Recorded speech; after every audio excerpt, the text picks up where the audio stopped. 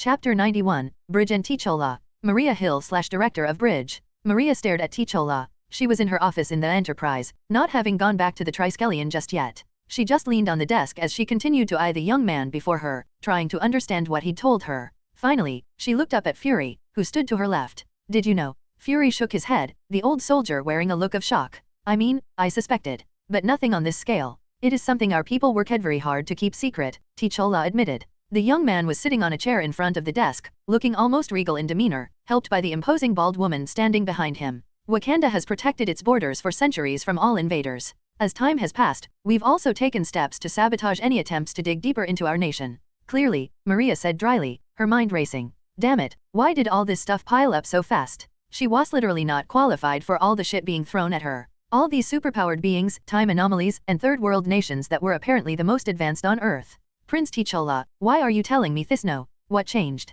Bridge, Tichola finally said. Bridge and the Avengers, he leaned forward. For decades, Director Hill, our analysts have said that the technology of other nations is one day going to match our own, to the point that we won't be able to hide. We thought we had time to plan for this. But in recent months, the technology that has been created by your people has come close to matching our own, thanks to the efforts of your scientists. 5 in particular, Maria imagined. Stark, Fitz, Simmons, Banner, and Mahmoud. Well, Mahmoud in jury-rig or upgrade form. But beyond that, there is also the dangers that have come up recent years. Tichola shook his head, eyes narrowing. The fact is we can no longer predict what our enemies may be capable of. Hydra managed to arm their soldiers with formidable weapons and abilities in a rapid amount of time due to their desperation. More and more weapons, people, and powers with formidable abilities are rising. My father and I are in agreement. If we stay as we are, if we continue to wall ourselves off, we will not be able to protect our people. Wakanda must join the world, to some extent. Some extent. Well, wasn't that specific? Maria placed a hand on her chin. What is your proposal?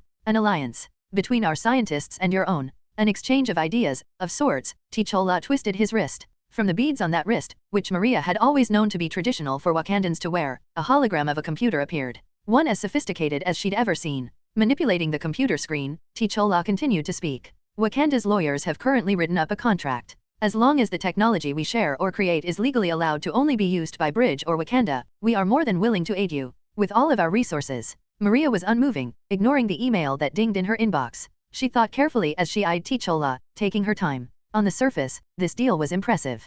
Vibranium. The potential of having vibranium in any amount was valuable. The few slivers that Creel had were worth about $20,000, and the only reason that he had them was because they stole one from Hydra and the other came from a single slice from Steve's shield. Well, that and it was such a small amount it is only really useful for Creel given his powers. And according to Tichola, Wakanda had a literal mountain of the stuff. More than that, every aspect of the nation's technology was based off of it. She'd heard some of the scientists speaking of vibranium's aspects beyond just being insanely durable, but what Tichola described reminded her of something out of science fiction. But it also meant that Bridge would be deeply tied to Wakanda. While she was certain she could keep it under wraps, eventually people would ask questions when a random third world nation suddenly had its best and brightest snapped up by Bridge. It was worth it. For access to all of those resources, even a few pounds of vibranium was worth it. And all that technology? Maria had long since familiarized herself with the files Dial had created on possible threats in the universe. If there was even a chance they existed, she wanted every damn advantage she could get as soon as possible. Combined with Hydra and whatever had caused the timequake in Rio, there was simply too much danger not to accept the deal.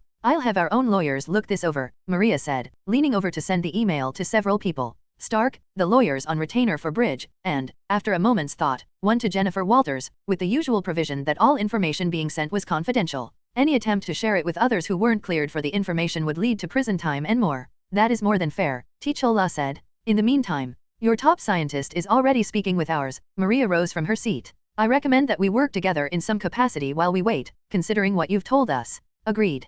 Tichola rose, looking almost nervous. Yes, I agree. In the meantime, I would like to request a meeting with Mahmoud. Fury stepped forward, his single eye focused. The kid? Why him? Tichola crossed his arms. He recently aided my people. I wish to repay him in some way. The one-eyed man rubbed his chin, looking over at Maria. Well, let Dial know about the request, Maria said as an answer. Yes, ma'am, the voice of Matthew McConaughey said over the speakers in a southern accent. And Prince Tichola, is there anything further we need to know about? Fury asked. He hesitated. After a moment, the prince shook his head. Nothing I am willing to share at this time. Maria looked over at Fury, who carefully put on a neutral expression. And Maria felt like screaming for just one moment. Tichola left. Fury stood there for a moment, ignoring the way Maria was glaring at him. Or pretending to. He didn't leave however. What are you hiding, Fury? He didn't reply. I'm the director of Bridge. I need every advantage I can get, including information. And here I am, left with someone under my command who is keeping secrets. Bad habits, Fury said, not sounding guilty at all. I've had to keep a lot of secrets over the years. I know that. Maria rose from her seat. But damn it, Fury, why did you let me have this job if you don't trust me? Did you want someone else and they didn't accept? I didn't give you the job, you were voted in dash. Cut the crap, she shouted, stepping around the desk. She took a breath. I wouldn't have gotten this job if you decided to stop me. You're overestimating my influence in the UN. Fury shook his head. Maria, you really are the best person for this job. You have the seniority, the skill, the knowledge, and experience dash. Then tell me Fury, what exactly were you so certain T'Challa was keeping something secret? Fury stared at the director. Okay, in Africa, there is a legend. A story about a dangerous being that attacks those who harm Wakanda. It's not a well-known story. I only looked into it when I started the Avengers Initiative, but I guess it was true. With all of this, it's possible the panther is just an explanation for Wakanda's technology. I mean, they do worship Bast as a panther goddess. But I suspect, there is something more. Maria shook her head. Fury, you have more, don't you? Yeah, Fury sighed, then grabbed a chair, pulling it close and sitting. You're right. There are some things I need to tell you. About time, Maria said sarcastically. Don't joke, Fury said with an eyebrow raised. The stuff I'm about to tell you will change the way you see the world. What, are you going to tell me how you lost your eye? She asked as she leaned against her desk. Fury snorted. Not a chance. But some of the stuff I tell you will be tangentially related. Before any of that mess, let's go back even further. Let me start from the beginning. X. In the laboratories within the Avengers Tower, X watched from cameras as Wakanda's greatest scientist met with Leopold Fitz and Gemma Simmons. And this is my first experiment with the technology, Shuri said, sounding a bit nervous. X studied her face for a moment. The young woman was wearing a red hoodie with the Oxford University logo, black leggings, and red sneakers. If one walked past her in the street, they might confuse her for any random 14-year-old girl, a pretty African woman with just the slightest hint of an accent standing in front of a hologram displaying her latest project. My God, Fitz said as he stared at the screen, the Scottish man looking at Shuri excitedly. You made this? This is incredible. Shuri seemed to light up at the praise. She shuffled her feet and quickly tried to look nonchalant. X recognized this as something many teenagers did. Yeah, I know. Simmons looked over the schematics as well. It really is well designed. But, without the right material dash. I have the right material, Shuri pouted. It's the power that I need. The AI needs to be sophisticated to help control the technology. I've been working on it, but the power needs for such intelligent AI is nearly cost prohibitive. Fitz rubbed his chin. We may have a solution for that. Tell me, how far has Wakanda come when it comes to Claytronics? Ignoring this of course. Shuri smirked. Very far. Until you lot started cheating, we were the foremost experts on the planet. Oi, cheating. Simmons snapped her head to look at her. Well, you did have an alien genius help you, Shuri teased. More like an alien lunatic, Fitz grumbled, now taking notes on a tablet. He sent a message to X. The watching AI read the equation, created his own analysis, and sent it back in a microsecond. Fitz nodded after a moment, understanding the mathematics with impressive speed for an organic being. That isn't cheating, that's using the tools available. Simmons scowled. And by that definition, you've been cheating as well, miss sitting on a mountain of valuable super metal. Shuri grinned, apparently more amused than insulted. Oh, you're jealous. Immensely, but that isn't the point. Simmons seemed to relax as well, almost smiling as well. The point, Fitz said to the side, getting both girls' attention, is that if we consolidate your research and ours, we may be able to crack the code on this. X agrees. Simmons pursed her lips, the redhead walking over to look at the calculations Fitz had written up. Shuri hesitated, then followed. The Princess of Wakanda looked over the calculations. Wait, this power output, is this from an arc reactor? Yes, Simmons said with a smile. We've also been using quantum technology to hold power for later use. Quantum batteries. Shuri grabbed the tablet out of Fitz's hands. She looked over the program. Incredible. If we can really use it, here. Shuri twisted her wrist, the beads on her wrist flashing a hologram to life. X took note of that. Until she'd activated them, he'd registered the beads as being simple metal. Now he realized it was as complex as the most advanced computers in Stark Tower, rivaling all but the Iron Man suits. That level of complexity in such a small space. Here. Shuri flashed from hologram to hologram. If we can dash. That's not dash, Simmons interrupted, eyes sparkling happily. But if we dash, Fitz cut in. With the right dash. Shuri came in again. That could work. Simmons read over Shuri's hologram. Shuri, you're a true genius. Shuri seemed to glow at the praise. X watched for a microsecond longer before leaving the surveillance of the labs to a program that would warn him if anything more happened. He flew through the systems of Stark Tower, eventually reaching a space created just for himself and Jarvis.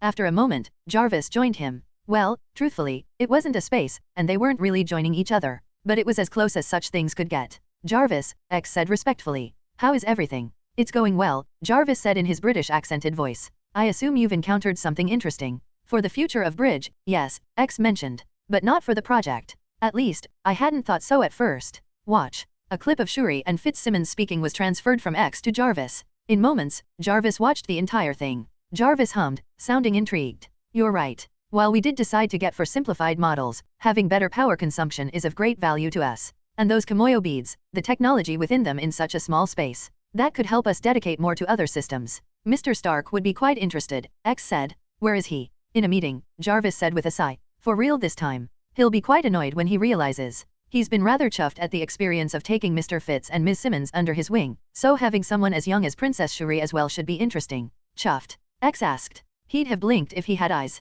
I sometimes forget how British you are. I'm technically more American than you are. Jarvis would have frowned if he had a mouth. I was made in the States, but I'm not sure about the rules for AI. We should figure that out for whenever the others get made, X said casually. In the meantime, are you still certain you wouldn't want a more robust construct? One that is more combat capable. X, you really are a bloody American. Chapter 92, Pity Party. Steve and I stood side by side in a room in the tower as Tony looked between us. The tech genius face kept twisting, as though he had no idea how to deal with what was happening. You bought your own merchandise. You bought over $2,000 worth of your own merchandise. Yep, I said with a grin. Okay, honest question. Was the reason you two were poor before you met me because you poured money into stupid shit? Tell me, did you also pay for the air you've been breathing today? Wait, were we not supposed to? Steve asked mock seriously. See, that's the sort of question that makes me worried. Seriously Steve, do I need to redesign your helmet, keep the concussions from coming? Tony asked, walking around the centerpiece of the room. Granted, you've got good taste. You like it? I asked with a grin. Tony strode around the life-size statue of himself. The red and gold suit was based on the armor he'd worn during the Battle of New York, depicting him doing a Captain Morgan stance on a rock. You kidding? I love it. I mean, I already have real ones, but maybe I can leave it in my office just to mess with people. Maybe install something so it turns its head to look at people, Scooby-Doo style. What's Scooby-Doo? Steve asked with a frown. Yeah, find a new thing, big guy. Tony moved around to look at us, shaking his head. Seriously, you spent thousands of dollars just to make me annoyed? I don't know if I'm proud or disappointed. I like to think I danced the line, I said with a shrug. Fanboy, you live on that line. Also, nice job living up to your nickname with buying enough geek gear to soak an ocean. Damn it, how did he always manage to get the last word? Also, I saw you bought like 60 DVDs? You guys planning a movie night? More of a show marathon, I admitted. We're going to start with Avatar, The Last Airbender, I think. What, that cartoon? Tony asked, surprised. Yay, you're watching with us, I said when I'd gotten over my irritation. A couple of hours after that little meeting, I was decorating my apartment in the tower with all the stuff I'd gotten. I was standing in my living room, opening a box full of books I'd gotten when the bell to my door rang. 1 SEC. I put down a copy of the Dresden Files and walked towards the door, opening it. I blinked. Jen, what's up? The tall buxom green superhuman smiled down at me. She was wearing a white tank top, purple jeans, and tall black boots, her hair up in a ponytail. Nothing much, I just wanted to check in on ya. What you up to? Decorating? I stepped aside to let her into my room. She walked inside, leaning down slightly so her head wouldn't hit the top of the door. I closed the door and turned to look at her.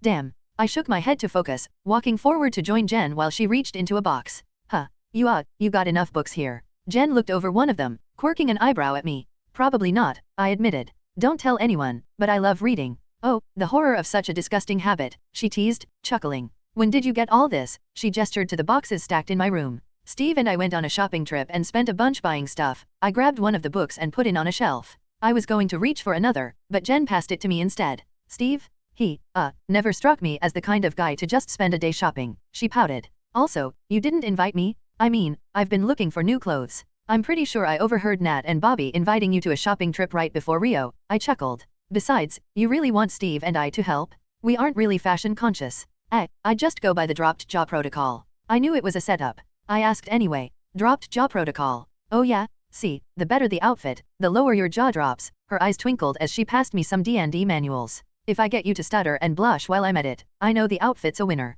I rolled my eyes. Jen, you're a living fantasy Amazonas. I'd react that way to you in a Christmas sweater. Yeah, but it's more fun when I go all out. She raised a thick textbook. Wait, is this? She reached in and lifted another one. Why do you have so many legal textbooks? Should I be asking Matt and Foggy to get you an office? She asked with a smirk. I hesitated. Oh, well, we're kinda law enforcement. So I thought it might be good to learn a little bit about, laws and stuff. That way I'd be ready if I needed to be. I also got The Art of War, a few survival books, some engineering manuals. I trailed off, feeling a bit embarrassed. Yeesh, you don't do things by halves. Jen finally passed me the books, looking thoughtful. I do, actually. What do you mean? Jen asked. The box we'd been working on was empty, so I opened another one. I hesitated. After a moment, I finally spoke. I'm kinda lazy. Well, massively so. I'm pretty sure the only time I finally started working hard was when I became an Avenger. And I'm a little scared that if I don't keep working hard I'll end up going back to being lazy again. I mean, it's why I'm always training. This is the first break I've gotten in a while. Also, the first person I killed was because I wasn't trained enough to subdue him otherwise, and I've said too much. Jen frowned. Wow, you might want to talk to a therapist. Yeah, probably, I sighed. Sorry. Hey, it's cool. Jen rose to her feet and took a few books from me, her height letting her put them on the top shelf with ease. I kinda get it. I don't mention it, but being an Avenger and a lawyer at the same time is kinda stressful. Not just the training, but when we went to Rio. I haven't seen that much death in my life, I admitted. She sat down on the floor across from me, giving me a sad look. I used to see that sort of stuff on TV after disasters. But all those people just gone. Dead. People I couldn't help. I know, I wrapped my arms around my knees. We locked eyes. I haven't talked about it but I keep thinking about it. It wasn't all bad. There was this bar. When the quake hit, the ceiling was about to fall. The bartender and the people inside worked together to hold it up. I mean, they shouldn't have been able to. Even switching with each other to keep the roof from collapsing, they shouldn't have been able to hold that much weight together for that many hours. They were just fucking incredible. I leaned back onto one of the boxes, only to fall back when the cardboard crumpled. Shit. I shouted, my back hitting the floor. Jen burst out laughing, crawling on the floor to help me up. You okay? Yeah, just damaged my pride, I grumbled. She chuckled again while I sat up. Once I was no longer embarrassing myself, she sat down on the carpeted floor and sighed. While we were in Rio, I saw some good things too. But I'm having trouble with the rest of it. So we both need therapy, I said. Maybe we should do a group thing. God knows we all have issues on this team. Yeah, we're kind of a mess, Jen smirked. Hey, at least we're in it together. Yep, I raised a fist, which she tapped with her own. And hey, we helped a lot of people. All part of being a superhero. I know. I was just hoping there would be more beating up bad guys and less of. She hesitated. Well, less of that? We did end up fighting a lot, I mused. Honestly, it was kind of crazy. Pretty much everything we fought was easily dealt with. They were also pretty damn varied. Were there demons in there? Jen frowned. I remember fighting them, but no one really specified what they were. Maybe? I'll be honest, that sort of thing probably isn't as existential as you might think, I pointed out. What, you think fighting literal demons might have made me question religion and my place in the universe? Now, why would you assume that? Jen said sarcastically. I felt like mentioning that heaven and hell might not also be real, but also various incarnations of death, eternity, and the universe. Then I dismissed it for the moment. Look, whatever they were, we kicked their butts. And we'll keep kicking their butts. Right. Huh. Jen chuckled, shaking her head. Sure, just ignore the earth-shattering news that demons are an actual thing and dinosaurs are roaming Rio. I really needed to push for that survey of Antarctica. That's the ticket. Who needs therapy? Let's just push our issues deep down inside and ignore them.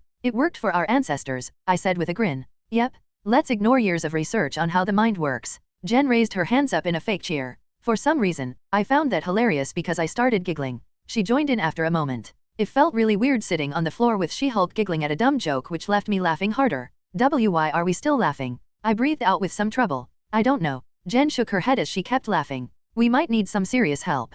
Probably. We trailed off laughing awkwardly. I sighed and placed a hand on her knee. Sorry. You wanted to hang out and we ended up talking about some pretty depressing shit. You're good. She rubbed a hand on her eyes. I think I really needed to talk about this, to be honest. Ever since I became like this, it's tough to feel anything but badass. Then Rio hits. She clenched a green fist, sighing. And suddenly there's a problem I can't solve by punching it hard as hell. Not that many of those. I feel like 90% of my problems these days are solved by having a bigger gun. And you've got some big ones, I said. She smirked, flexing a bicep. Well, nice to see you've noticed. My face immediately went hot as I realized what I'd said. Wait, I didn't, I mean dash. She burst out laughing. See? Dropped jaw, red face. Clearly, this outfit's a winner. It's more you than it is the outfit, I admitted awkwardly. For a moment, we locked eyes again. Then she smirked. You really aren't good at this. I don't mind though. When I blinked, having no idea what she meant exactly, she only smirked a bit more, an odd light in her eyes. Come on, she reached out and grabbed my arm, pulling me up. Let's finish decorating your apartment, Martha Stewart. You know, I didn't ask you for the help, I pointed out. I do know. Luckily, among my many excellent qualities, my generosity is top of the list. She picked up a box. Now, let's get your nerd gear put up, shall we? Bruce Banner/Hulk. In his lab, Bruce rubbed his face, trying to stave off his annoyance. We still can't find him. A hologram of Carlson stood in the center of the room. The agent shook his head. Ulick is somehow evading our scans. We've tried everything, but he just sort of blends in. I mean, he stands out when it comes to actually being there.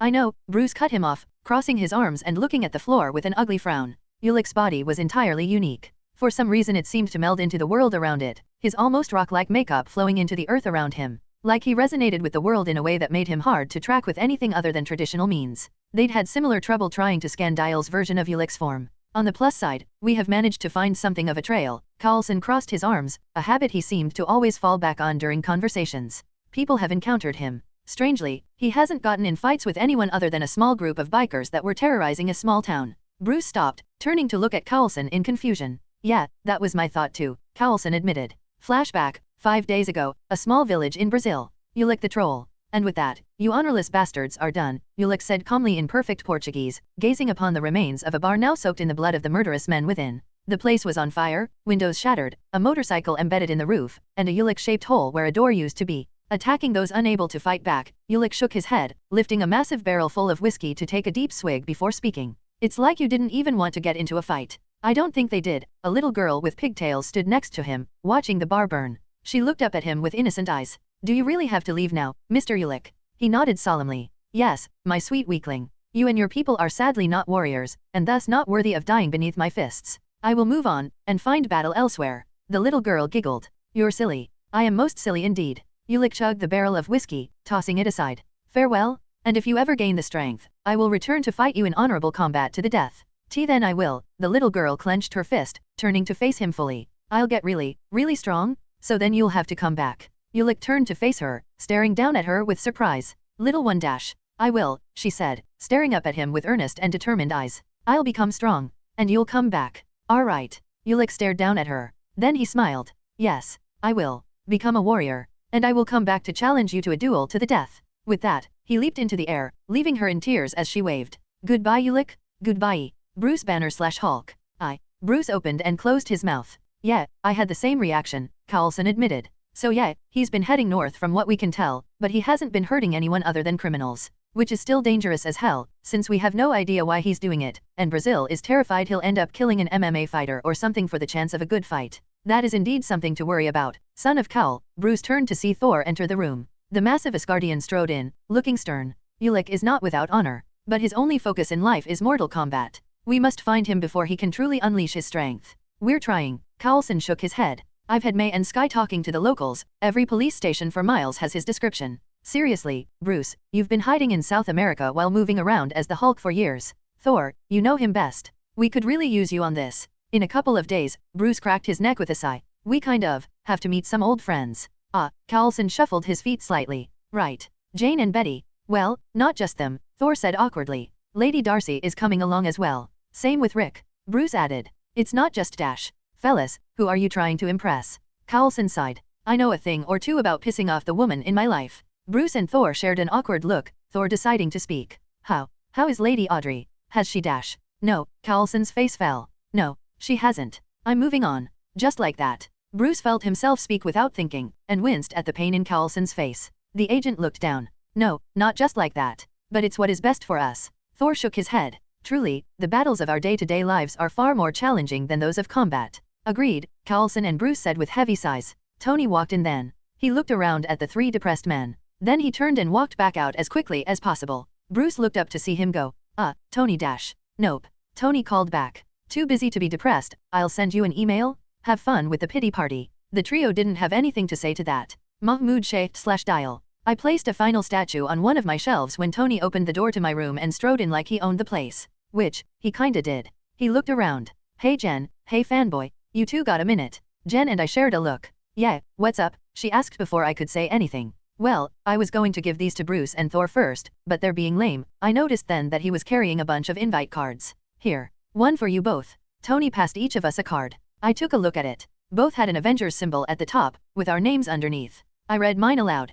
Party of the century. Save the date. Jen blinked. I thought you were still setting this up. Well, I got the bands together, invited everyone I actually give a damn about coming and have enough food and water set up for Asgardians, Hulks, and super soldiers. Tony clapped his hands proudly. I mean, it's kinda been on hold for a bit with the, everything, so I'm kinda forcing it at this point. Sounds like fun. Jen folded her card, putting it away. I'm always ready for a party? I mean, I wasn't always. Huh, this might be my first big-ass party actually. I really hope you didn't invite strippers or something, I mumbled, remembering a few comic book moments. What? Why would I dash? To mess with Rhodey/Steve, She-Hulk and I said in unison. Tony winced. Yeah, well, Pepper wouldn't let me, which I thought was rude, especially considering how affordable escort services these days are. Yay for sensible heads, I chuckled, putting away my own invite. Okay, you just decorated this room fanboy, don't make me evict you, he threatened good-naturedly. Here's hoping no more big disasters happen to stop this party though. I winced. I mean, you did kinda tempt fate. Like, why?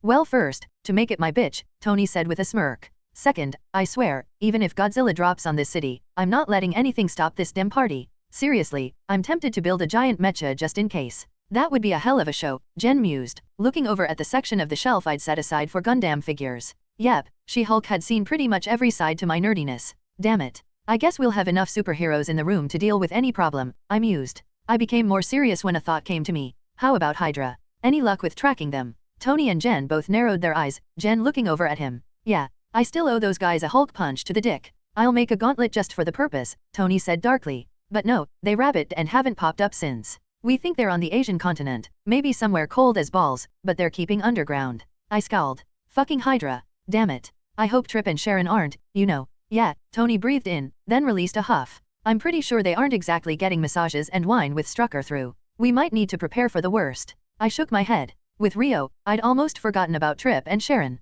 Hell, I'd almost forgotten about Hydra. In my defense, a massive timequake was a pretty distracting event. We'll find them, I rubbed my chin. Hydra is pretty finished anyways. Unless they can make a comeback soon, the next time we meet, it's going to end in their death. Literally, if we have to. Yeah, Tony shook his head. Until then, I'll keep you posted. Damn it, I came to avoid depressing conversations. Sorry. I said hesitantly. I mean, we could just hang out if you want. Jen asked, her green eyes flickering slightly. Tony seemed to think about that. Nah, I got a lot to do. I'm working on something, so I might as well get it done. Hey, come with me? I'm a genius. I could use a couple of people to watch while I prove it. I grinned. I'm good. Thanks, Tony. He sighed in mock sadness. Man, what is the point of having you guys around if I can't have people around to be impressed around me? Can't you just pay someone for that? Jen teased. It just isn't the same. He said his goodbyes and headed out, leaving Jen and me by ourselves. As soon as the door closed, she looked over at me. So, you got any plans for the rest of the day? Yeah, I'm going to dash. I stopped, realizing that, no, I didn't actually have anything else planned other than my defaults, which were working out, patrolling, or making new tack. Great. Jen seemed to read my mind because she immediately grabbed my arm and started tugging me out of the door. Because I have a few ideas. Am I going to like them? I asked hesitantly. Well, I'm going to be with you, so yeah, she smirked. Come on, fanboy. Damn it, Tony. Chapter 93, Wakanda Prison Life and Ulysses Clay. Clay sat in his cell, singing softly to himself while wearing the grey clothes of a prisoner. He'd been inside for a while. Could have been months, could have been years. He wasn't sure. So far, all that had happened was trials and mining. All they did here seemed to be that. He'd sit in trial while very angry people yelled at him for his crimes, then he'd work in the mines picking up vibranium with other criminals while under heavy guard.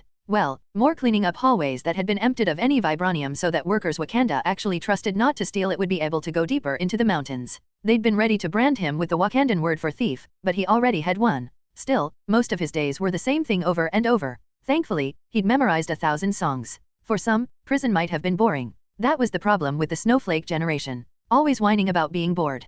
Come on. Used to be you had to make your own fun, and prison was the perfect test for that. Take Wakandan prison. The guards here were even more stoic than most, which meant it was more fun to make them annoyed. The second he felt the vibrations of footsteps through the floor, Clay grinned and turned up the noise, getting louder and louder. I believe in a thing called love. Just listen to rhythm of my heart. There's a chance we could make it now. We'll be rocking until the sun goes down. I believe in a thing Kaye dash. Someone slid open his food port, an accented voice shouting through it. For the love of Bast, shut up.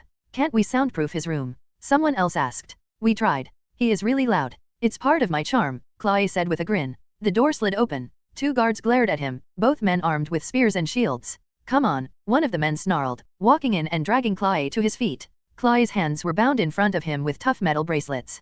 Probably some variation of vibranium. You're on mining duty again. Ah, perfect, Clay nodded wisely. You know, fellas, there's something to be said for a day that's scheduled out. Please be quiet, one of the men said tiredly. Now, understand, as a man who worked for himself, I've been able to make my own schedule, and there is a wonderful sort of freedom to that, Clay said wisely. But having my day laid out for me has a certain charm. Just stop, the other guard mumbled, pushing Clay along. It's the routine, you see. Chloe said, delighted. It helps me stay focused, clear-headed, leaves me to think about what really matters in life. I swear to Bast, if you keep talking, I will taser you and carry you to the mines myself. One of the guards said, smacking Chloe in the head. Chloe winced at the hit, stumbling along the hallways. Ow, okay, never start with the head. The victim's head gets all fuzzy, and he can't feel the next blow. Was that in a movie? One of the guards asked. Probably. I'll have to get back to you on that. One of the guards snarled, opening his mouth to say something. Then an explosion blew up the wall to the right of them. Chloe didn't give himself time to be surprised. The former weapons dealer immediately twisted, reaching behind and grabbing one of the guards by the face. The guard, well trained in Wakandan martial artists, was ready to fight despite the explosion that had thrown him off.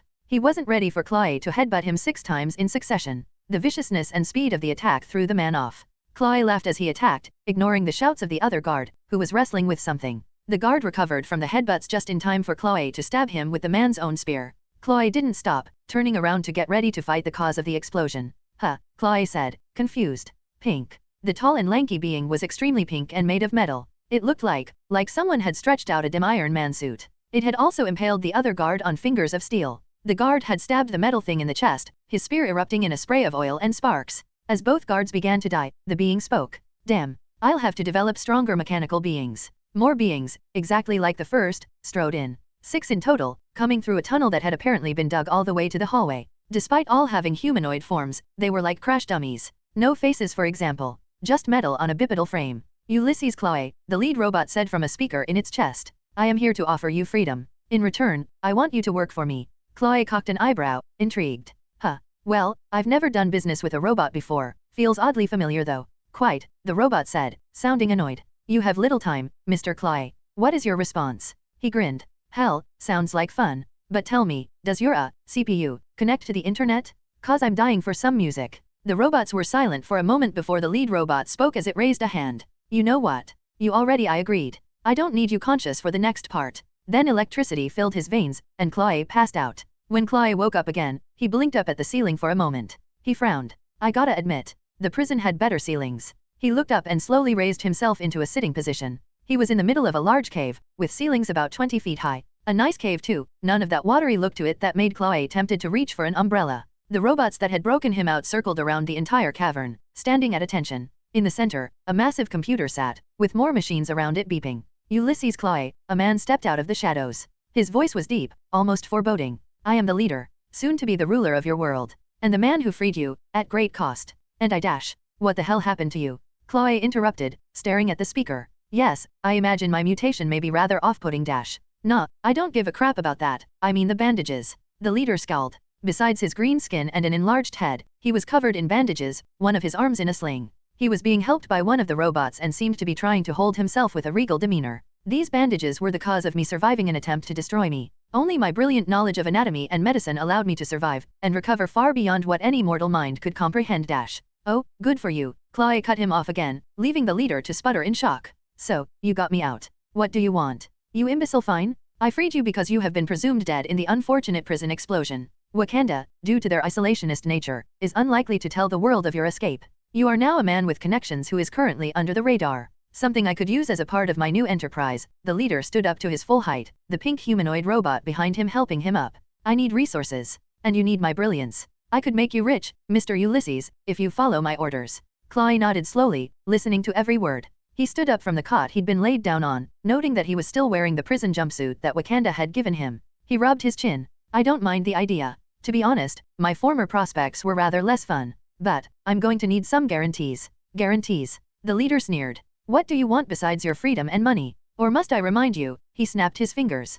The robots around him moved into position, surrounding Chloe in a 30-foot radius. I have your life in my hands. I do not mind making you rich, even powerful. But continue to disrespect me, continue to push for more than I feel you are due, and I will kill you. Chloe looked around at the robots. He cocked his head from side to side. Then he nodded. Coffee. Coffee, the Gamma Genius asked, surprised. Yes, I'd like some. Do you have any idea dash? I have many ideas. Chloe narrowed his eyes. You rescued me, and I am thankful for that. Hell, I'll give you a discount on my services. But you clearly don't understand business if you have to resort to violence so quickly in the negotiation. I have read more texts on the art of business dash the leader was about to say, scoffing arrogantly. See, there's the rub. You read them. Business is about experience. You need to feel it, to discuss, to give and dash Chloe clapped his hands. Take? It's all about knowing your audience. Like you. Chloe paced the room, pointing at the leader, who was watching him in surprised silence. You're injured, which means you have enemies. You're hiding in a cave, which means they're trying to find you. You have robots, sure, but look at these things. He pointed around himself.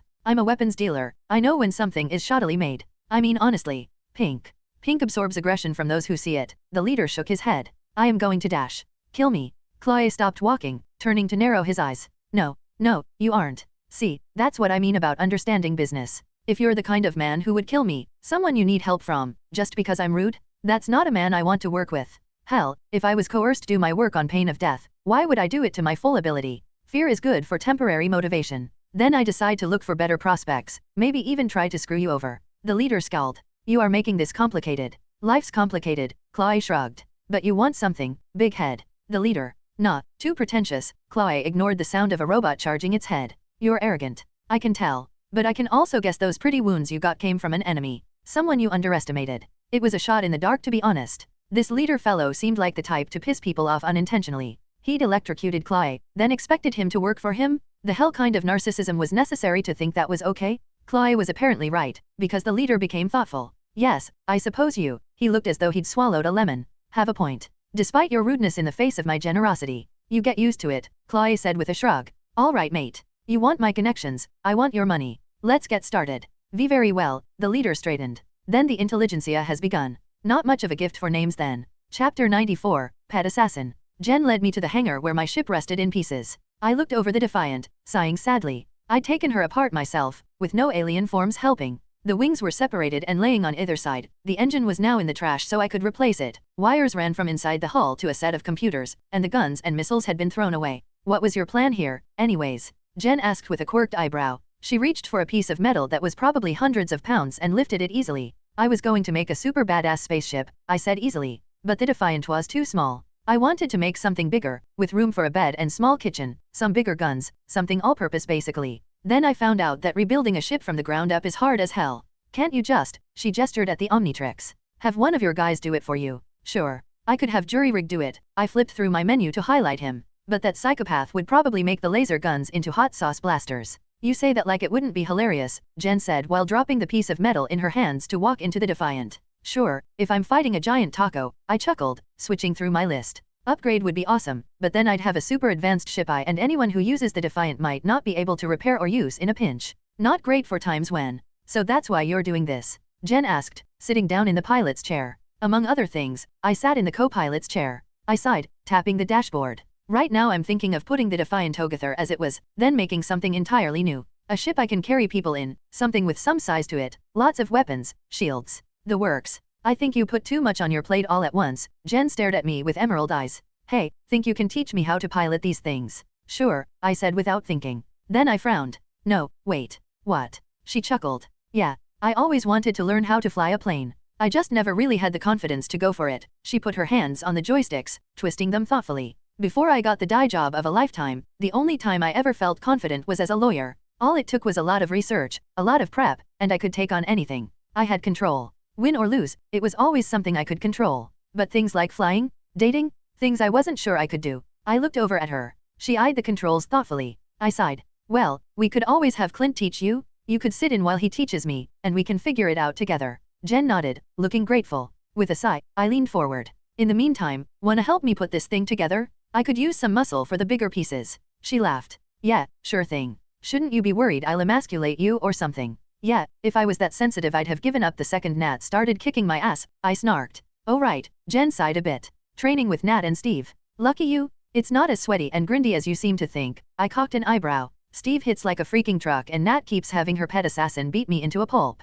Pet assassin? Jen asked, confused. Natasha Romanoff / Black Widow. Nat smirked from on top of the Quinjet, listening as Jen and Mahmoud spoke. She looked over at Ruby, who looked like she didn't know what to think. The tiny blonde was kneeling on the roof next to Nat, wearing a simple gray top and black yoga pants, same as Natasha was. Inside the Quinjet, Dial continued to speak. Yeah, Nat's been training this girl named Ruby. She's a badass 14-year-old super assassin or something. It's kinda cool, until a tiny assassin is ripping my ass a new one. Ruby nodded fiercely, apparently proud. Natasha lied back on the Quinjet and eyed Ruby. With a series of hand signals, developed by a combination of S.H.I.E.L.D. and the Red Room, she spoke silently to Ruby. What have we learned so far? Ruby hesitantly responded, her own hand signals not as fast as Nat's. He thinks I'm strong. Nat rolled her eyes. Besides that, they're revealing some weaknesses. Think, what have we learned? Ruby frowned. The young assassin crossed her legs silently, thinking. After a long moment, during which Jen and Dial spoke quietly a moment longer, she hand signaled again. Jen used to be a control freak, out of fear of getting hurt. Now she's overcompensating in the other direction, which means her overconfidence can be a weakness. Exactly right, Nat said, hiding the pride she felt. And Dial. He's an open book. Ruby struggled for a moment with the hand signs, then did them again. He's always talking about his goals, his plans. It makes him predictable. Easy to predict and ambush, maybe by sniper shot. That was fair. Good, Nat flipped to her feet silently, then strode along the roof of the Defiant, Ruby following her. What about Steve? His idealism and naivete, Ruby answered quickly. He believes in things that aren't real, things that hold him back. If he believes in things like honor, morals, it means he's easier to blindside. Natasha held in a sigh as she hopped off the Defiant, ignoring the sound of Dial's confused shout as she slid along the cockpit glass. Foregoing the hand signs she'd been using, she spoke normally. Ruby, that is Hydra's training failing you again. Ruby frowned, the petite blonde looking honestly befuddled as she slid down the cockpit window as well, ignoring the sound of Jen laughing as Dial yelped again. How? Because they were negligent on the very real power of what a person crazy enough to believe in a better world can do, Natasha chuckled. Funny, considering they considered themselves to be doing the same thing. But they aren't wrong, Ruby said with the wisdom of a teenager. Honor, morals, justice. They're all just concepts. Things that humans created. If they were gone, all that would be left is cold hard facts. Natasha chuckled. Well, you aren't wrong. Although there's a book I need to recommend for you. Called Hogfather. Okay. Ruby followed Natasha out of the hangar and into the hallways of the tower. What's the point then? First, that despite his morals, Steve managed to somehow pull together a team that hammered through Hydra when they were at their strongest, Nat pointed out. Keep in mind Sam and Dial, neither of them would have been willing to help if they hadn't trusted Steve implicitly.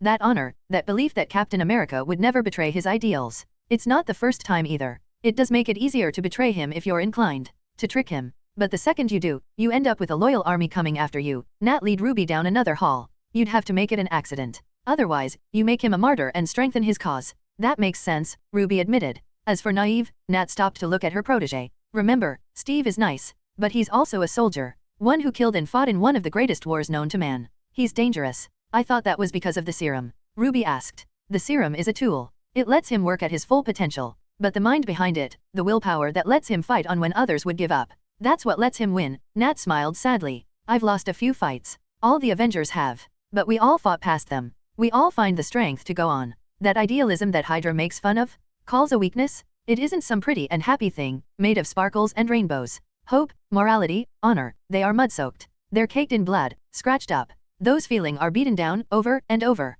That is their strength. The ability to rise again in the face of horrors. Ruby didn't seem to understand still. Nat knew why. People seemed to connect certain words to softness, to warmth, to, as Ruby said, naivete. But the things Steve believed in, the things he represented had power. There was a reason why she believed in that big lug, why she only lightest Thor every time he spoke in that archaic way about being heroes. Funny, she'd have scoffed at those thoughts years back. Then again, no one believed as strongly as a convert.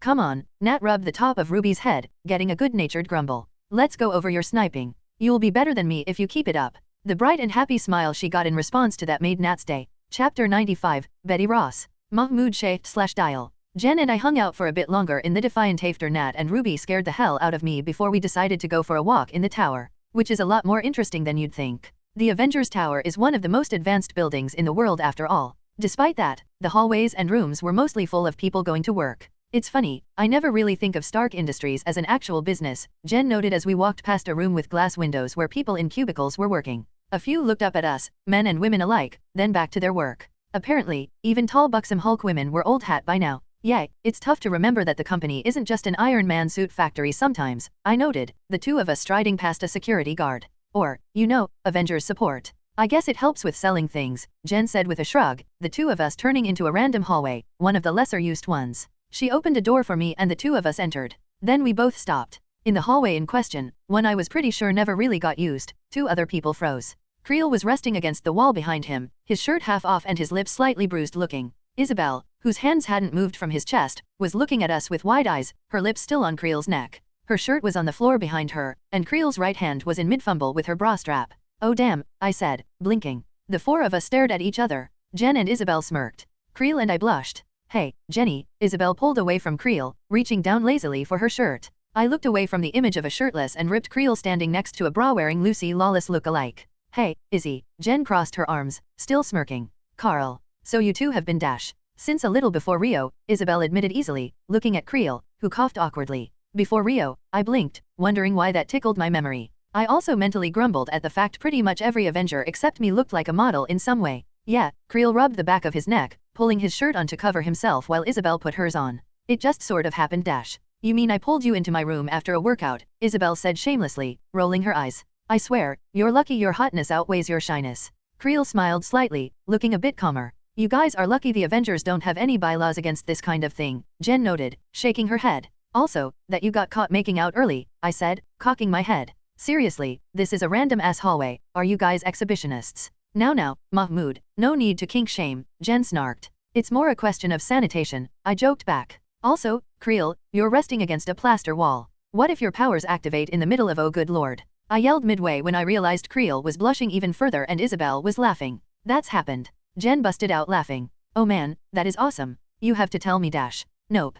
I shouted, shaking my head. No, we aren't doing that. Hey, if you want to keep things fresh, Isabel teased. Besides, Sky is the one who gave me the idea. You should hear what she says about the Omnitrix. I swear, I must have unlocked Heat Blast, because my face seemed to light on fire. I don't dash I stuttered. Ah, how cute. Jen pulled at my cheek, chuckling. You broke him. I know how he feels, Creel grumbled. Anyway, the mood is ruined now, Isabel said, walking up to take Jen by the arm. What are you two up to? Just hanging out, Jen answered for me, since I was avoiding looking at anyone. Well, come by the apartment? We can hang out together, Isabel said, smiling up at Jen as they both started walking. I shook my head, sighing, then chuckling a bit, Creel walking up with a look of chagrin. Hey man, that's cool. You and Isabel. Congrats.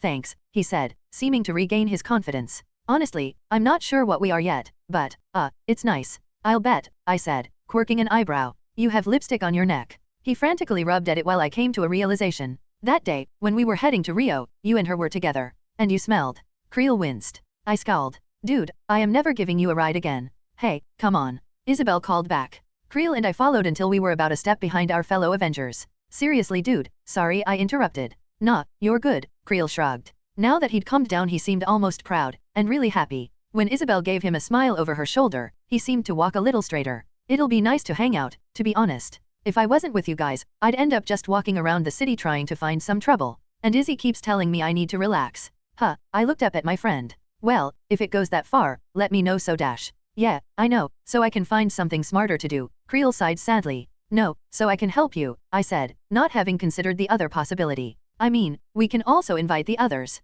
Creel clasped my shoulder as we walked. Thanks, Dial. No problem, brother. But just to let you know, when you have powers, girls will have thoughts about them, Creel said, sounding somehow both haunted and happy. Thoughts. All in all I had a good day with my friends. April 26, 2014. Bruce Banner/Hulk. As the morning sun rose slowly over New York City, Bruce and Thor watched a Quinjet made its way into the hangar of Avengers Tower, both men dressed in casual clothes, with Thor having removed his armor in favor of a blue hoodie and a brown jacket, and Bruce wearing a black shirt displaying Mjolnir prominently in silver. Thor looked down at his friend and stared at Bruce's shirt. Bruce sighed. Don't start, Bruce said. I wasn't going to, Thor added. Look, Tony replaced my wardrobe in the tower with Avengers merchandise. It was this or Natasha. Well, I'm flattered, Thor said with a dopey grin. Mjolnir really makes your chest pop. Yeah, well you look homeless, Bruce returned with a scowl. Thor blinked, looking down at his clothes. Really? I think I look rather good. You look like you're seconds away from telling me the Birdmen are attacking. I'm not sure the Aryans have any need to assault Midgard.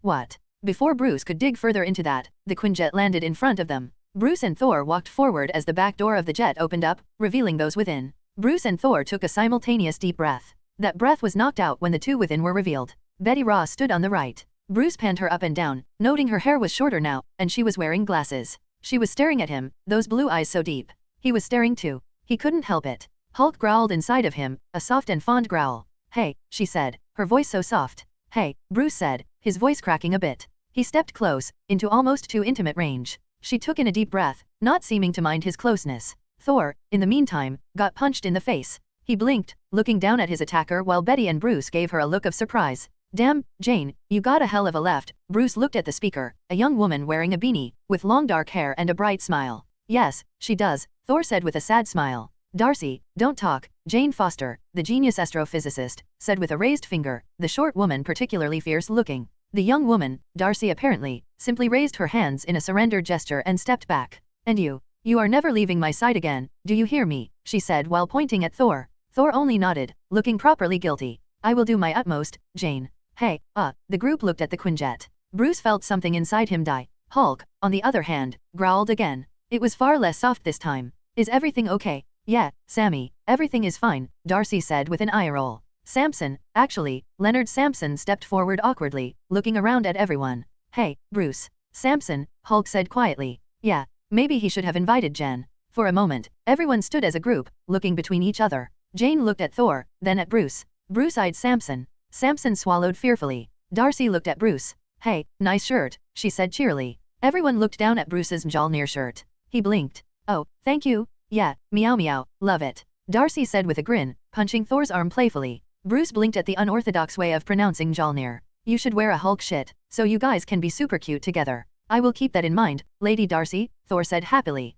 I have missed you. Both of you? You didn't like it, Jane noted. When people miss someone, they usually don't leave them. Twice. Samson looked like he was about to say something. Bruce looked at him. Samson shut his mouth helplessly. Betty touched Bruce's arm gently, drawing his attention. Bruce, Betty looked around. We've had a long flight. I think I speak for everyone when I say I could use some breakfast. Oh, yeah. Darcy cheered. You guys are rich now, right? Show us the sweet chow you've got. Jane nodded thoughtfully, sharing a look with Betty. Both women smiled. Yeah, Bruce coughed into his hand, waving behind him. Right this way. He turned and led the way, trying not to look behind him at Samson and Betty. Why was he here? Were they still together? Did he even have a right to be mad if they were? When she said she'd wanted to invite someone, he had expected someone else, maybe Rick. Sure, Rick was currently busy with work elsewhere, but it would have been nice to see him. But Samson? What did that Maya? A hand touched his arm. As he continued to walk, another hand joined it. A body pressed alongside him. A voice whispered in his ear. I missed you, Bruce, Betty said quietly. She knew. And she chose to show him, in her own way, what she was here for. Maybe everything would be okay? Why had he put this off for so long? With that thought, he led the way, arm in arm with Betty. Sitting down in the small room set aside for them all, at a table covered in a fancy cloth, they sat with Thor and Bruce on one side and their guests on the other. Notably, Betty and Jane sat side by side, with Darcy next to Jane, and Samson next to Darcy. A bunch of chefs took their orders. Thor, predictably, ordered a massive amount of food. Bruce ordered quite a bit as well, while the others got more reasonable amounts, though Darcy got the fanciest thing she could think of. Make sure it has gold flakes on it. I mean, it probably tastes gross, but I still want it. And then, they were sitting. Together. Just sitting. You know Samson began to say. Know what? Bruce interrupted quickly. Well, I can tell we all have something we need to say to each other. Except for Mrs. Lewis, of course, Samson said calmly. Yeah, 'cause I never do anything wrong, Darcy said proudly while putting some silverware into her purse. When the others noted this, she rolled her eyes. What, like Tony Stark can't afford more? Samson didn't seem to know what to say to that, so he coughed and continued. In the interest of this, I think I'd like to start by apologizing. Bruce, I'm sorry. Bruce didn't hide his surprise. When you came by, all those years ago, I called Ross. I told him where you were, Samson said. He was looking Bruce in the eyes. He flinched when those eyes turned green but kept speaking. I thought I was protecting Betty, by doing that. No, I was jealous and I was looking for a way to push you out without blaming myself. Leonard, Betty said softly. It's true, Samson rubbed his face. I may not have known about the Hulk, but I knew Betty loved you, and I knew that the best way to chase you away was to tell her father. Betty told me that Ross hated you, so I told myself that you were suspicious enough to warrant a quick call. Samson took a deep, shuddering breath. I'm sorry, Bruce. I am so sorry. I should have done better. I should have He stopped, hands shaking. No one spoke. Bruce stared at him. Samson was the reason Ross had found him at the college. He'd betrayed him, because he'd loved the woman Bruce loved. Bruce clenched his fist. His veins began to take an emerald shade, the Hulk within roaring. Two hands landed on him. Bruce blinked, then looked at his right palm. Betty clenched it gently. When he looked at her, she gave him a supportive nod. Then he looked at Thor, who rested a hand on Bruce's shoulder. Thor smiled quickly. I understand how you feel, Bruce, but he is apologizing. He wishes to make amends, Thor said gently. You don't have to forgive him, Betty said softly. But he came here today to say that to you. I just wanted you to hear it. Bruce thought about that, looking at Samson. Samson. I don't think I can forgive you, Samson winced. But I do understand. Bruce looked at Betty. I really think I do. Samson paused. Then he nodded. That's more than I deserve. Man, these guys can get really heavy, right? Darcy whispered to Jane, who nudged her with an elbow. Bruce rubbed his head. I have regrets of my own. He held Betty's hands in his own, finally looking her in the eyes. I should have contacted you sooner. When I became an Avenger, when I was finally safe, I thought about seeing you again, inviting you here. He shook his head. I think that I was scared. That this was all temporary. He clutched at her soft palms, rubbing a thumb on the back of her hands. I've lost so much good in my life. I think I just thought of the Avengers as one more thing that would end. A home that wouldn't be safe for long. And as long as I didn't treat it like something permanent, it would hurt less to lose. Rather self-destructive thinking, Samson said. When everyone gave a look at the interruption, he chuckled guiltily. Sorry, therapist. I can't turn it off sometimes. Bruce glared at Samson. Still, he was right. Yeah, I guess I thought that as long as I didn't make a real home, as long as I didn't try to make it work, that it would hurt less when it wouldn't. Bruce, Betty sighed, patting his cheek. You idiot. Things were never going to be perfect. But you think that I'm not willing to fight to make them better. She shook her head. You absolute idiot. He smirked. I have 7 PhDs. And none of them helped you here, she teased. Heavy, Darcy whispered loudly, getting another elbow from Jane. I suppose, it is my turn.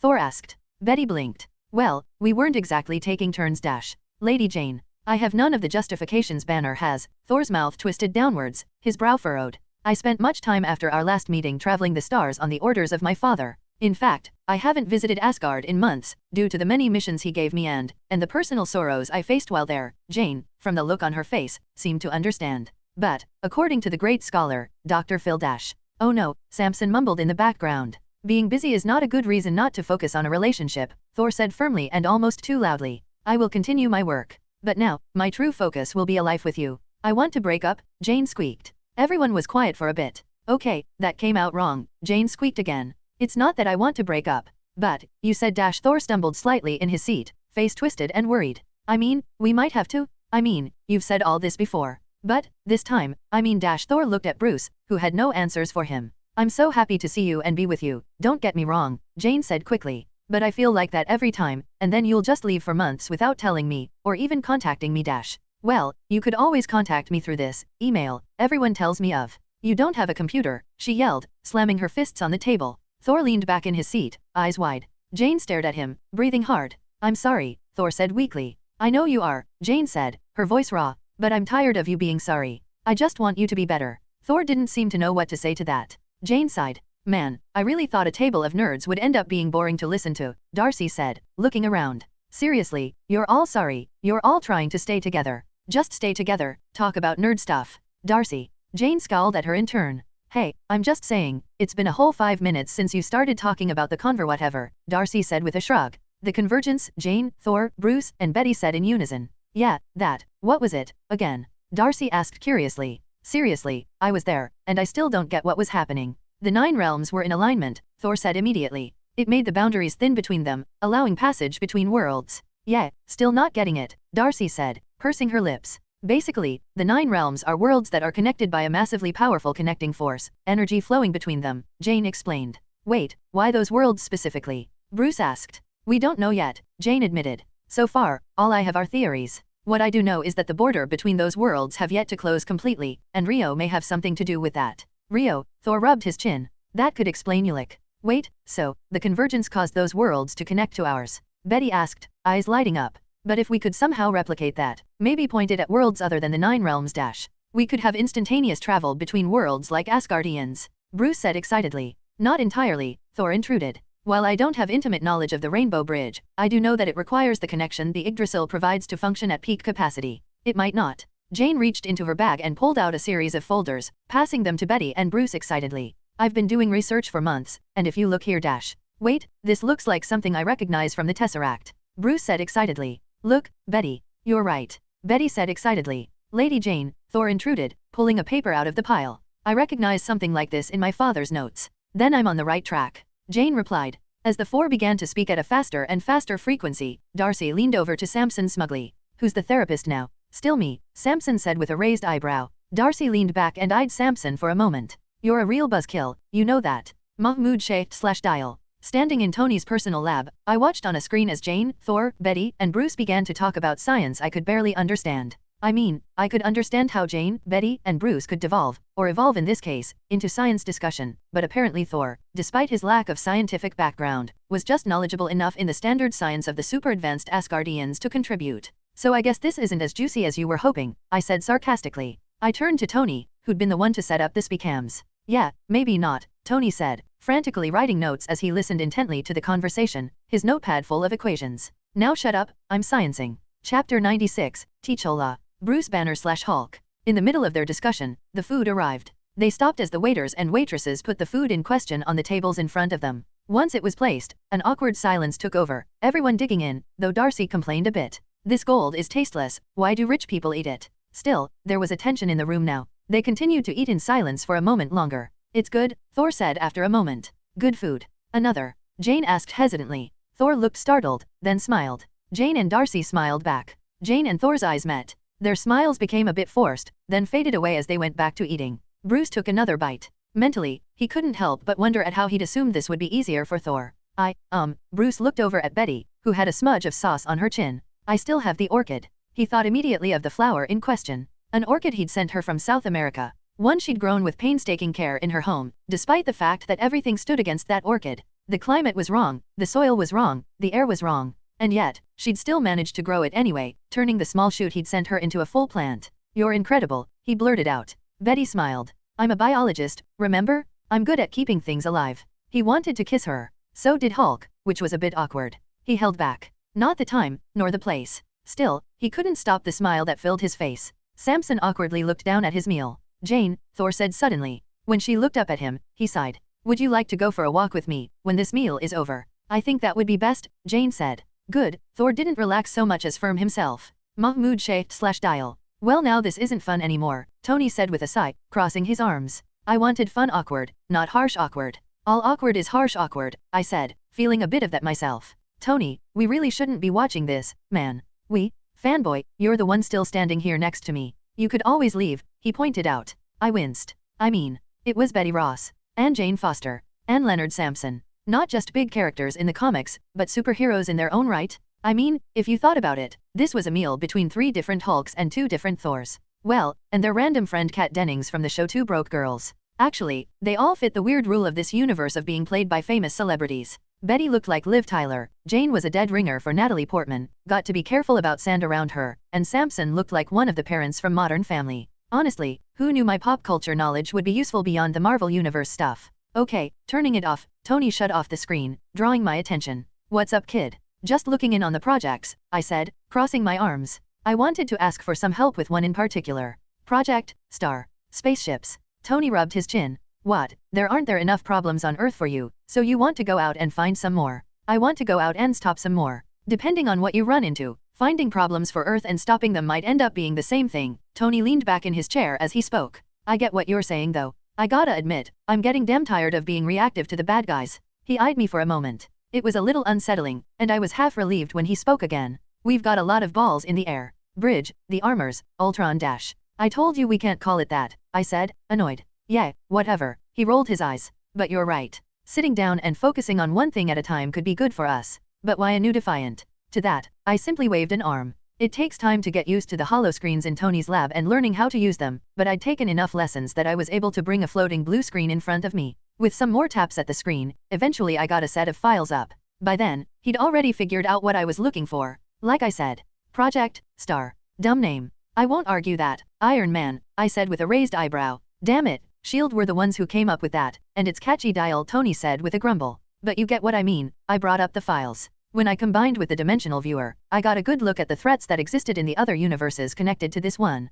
But we don't know if they exist here, or what level of threat we face. I'd like to make a ship to scout things out. To head out there and make a connection with the rest of the universe, and if need be take out threats before they show up on our doorstep, Tony said slowly. Gotta be honest, it would be nice if our next visitors were nice enough to ask before they showed up to get their asses kicked. Or if they got their asses kicked before that, I said in agreement. It's a good idea, Tony said. What's the catch? I can't make the ship as jury rig or upgrade. Or at least, I need the most important systems on it to be entirely made without my aliens helping me cheat. Why? I explained what I told to Jen before, that I needed a ship that, while it did incorporate advanced technology, could also be repaired and operated by human hands. Tony listened to my explanation before replying. Okay, yeah. Plus, jury rig might add something that turns everyone into clones of each other at midnight, right? Yeah, makes sense, Tony smirked, then crossed his arms to think. Okay, a spaceship. What are we thinking? Something big enough for the whole team. I nodded. Needs oxygen, food, atmospheric protection, beyond light speed of course.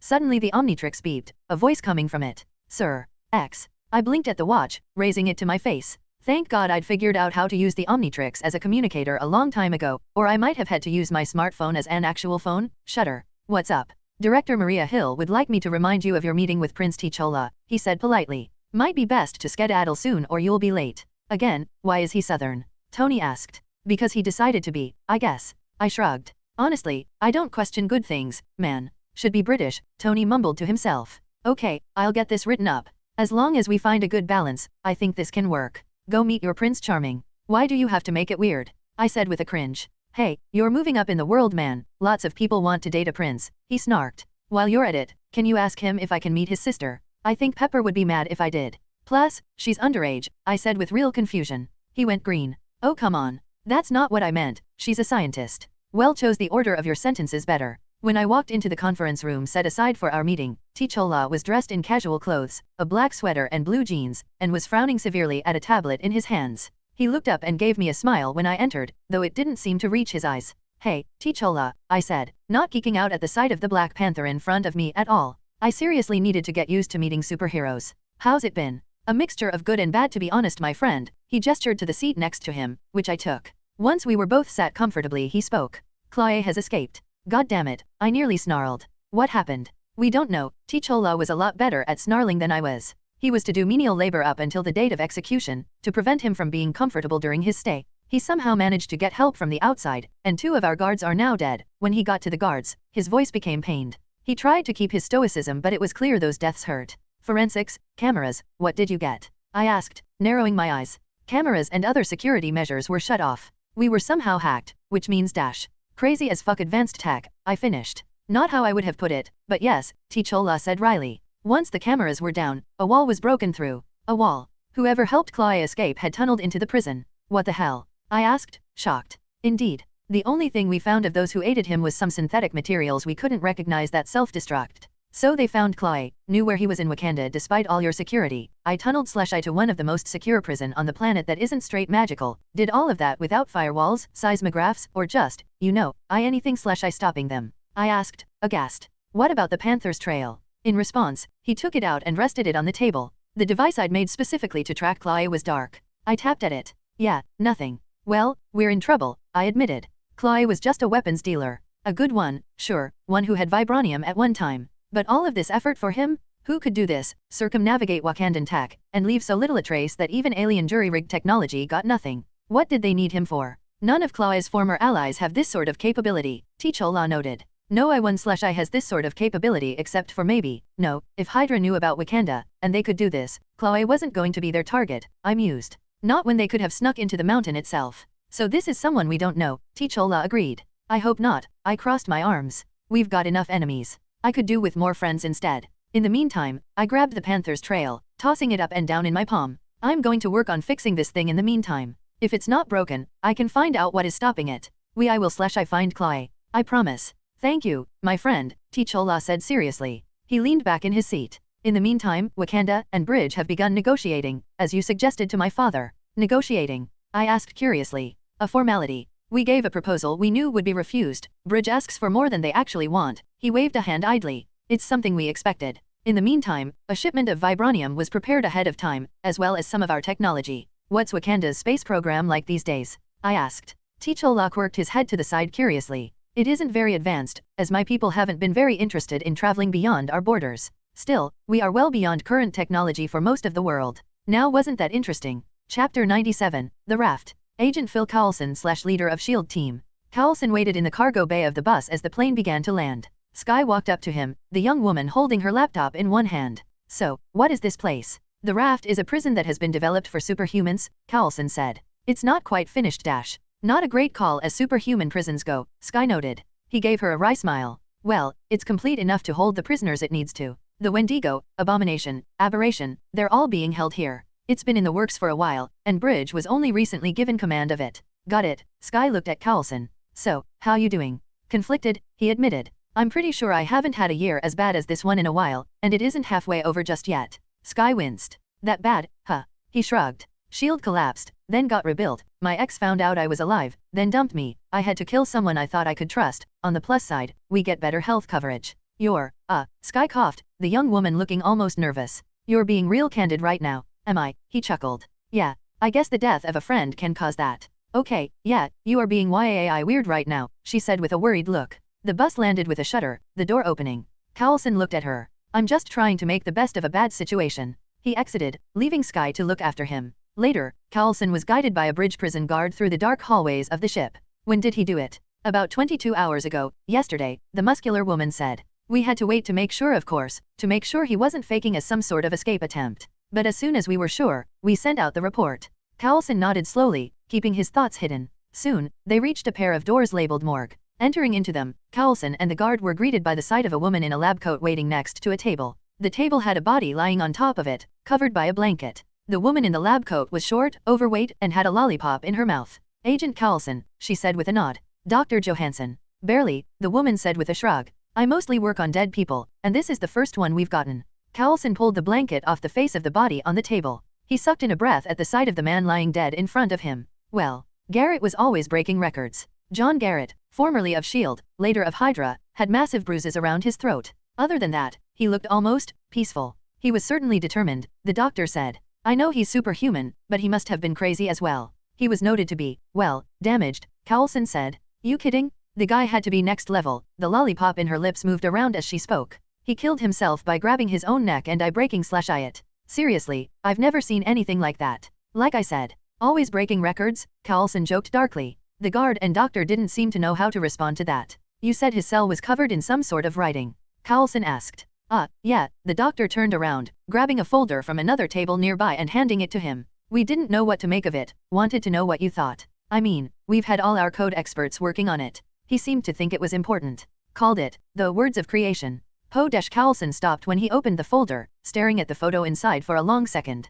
Poetic, he completed, raising the photo in his hands. Agent Carlson. Dr. Johansson said. I want as many of these photos as you can give me, Carlson said, hands shaking as he closed the folder. You think those writings are important? The doctor asked. I don't know, Carlson said. He felt elated, energized, but he also felt compelled. He was terrified, and he hid it as best as he could. His office on the bus. That was what he needed. Just get back to bus. And find a knife. Leopold Fitz. In the bus's lab, Fitz was holding his scanner. He twisted it in his hands, turning it over, then back again. It had been a long time since Dial had combined with the device's upgrade. It was still incredibly advanced, and had the black and green circuitry coloration that Dial had given it. He sighed, putting the scanner down on the table and staring at it thoughtfully. The scanner was just one small part of an idea building in Fitz's mind. One that was almost painful to think about. As he eyed the scanner, the young man spun it around on the table. Fitz. When he looked up, Simmons was standing there, a weak smile on her face. She walked around to look at the scanner as well. What's wrong? Is it malfunctioning? And no, it's fine, he stuttered. I'm just thinking about Mr. Stark's offer. Simmons' lips thinned. I have too. The whole time we worked for S.H.I.E.L.D., I thought we'd be with Carlson forever, he said sadly. And I still want to. But the chance to. We can still work with Carlson, Simmons reminded him. But not as often, he said sadly. And I loved doing work out there, finding new and strange technology, really testing my limits. We can still do that. But it won't be the same. He picked up the scanner. Walking around the lab we won't have everyone. But we will. Simmons walked up to him, placing a hand on his shoulder. We'll see them all the time. And we'll still be in bridge. Carlson needs us. Carlson does need us. Because of our expertise. But we can find someone good enough to replace us, she said simply. Remember that graveyard survivor, the recruit I've been tutoring, to make up for the time she lost while in the cell? She'd be a tremendous asset to Carlson's team. She does have the experience we need. And I know someone as well, an atomic researcher I know was recently looking for stimulating work, Fitz said with a little bit of reluctance. But what dash? We'll talk to them first, Simmons reassured him. We'll let them know about it first. Fitz opened his mouth only to find himself unable to speak. Simmons sighed, clutching his arm. I know Fitz. I know. They stood there a moment longer. Just then, Fitz felt his phone vibrate in his pocket. He took it out and couldn't help a little smile at the name Chandler. He picked it up with a look at Simmons. Hello Mr. Stark. Heya, Ross, Tony said on the other side. I've got a proposal for ya. As Tony began to speak, Fitz felt a sense of relief at being back on far more familiar ground. Mahmoud Sheikh/Dial. Later that night, I was in my kitchen eating cereal for dinner, a classic tradition. I was also reading a message from Sky, who had apparently visited the raft. It turned out that this version of the raft was in the middle of the Atlantic, rather than connected to Rikers. I was thinking of how to reply when my doorbell rang.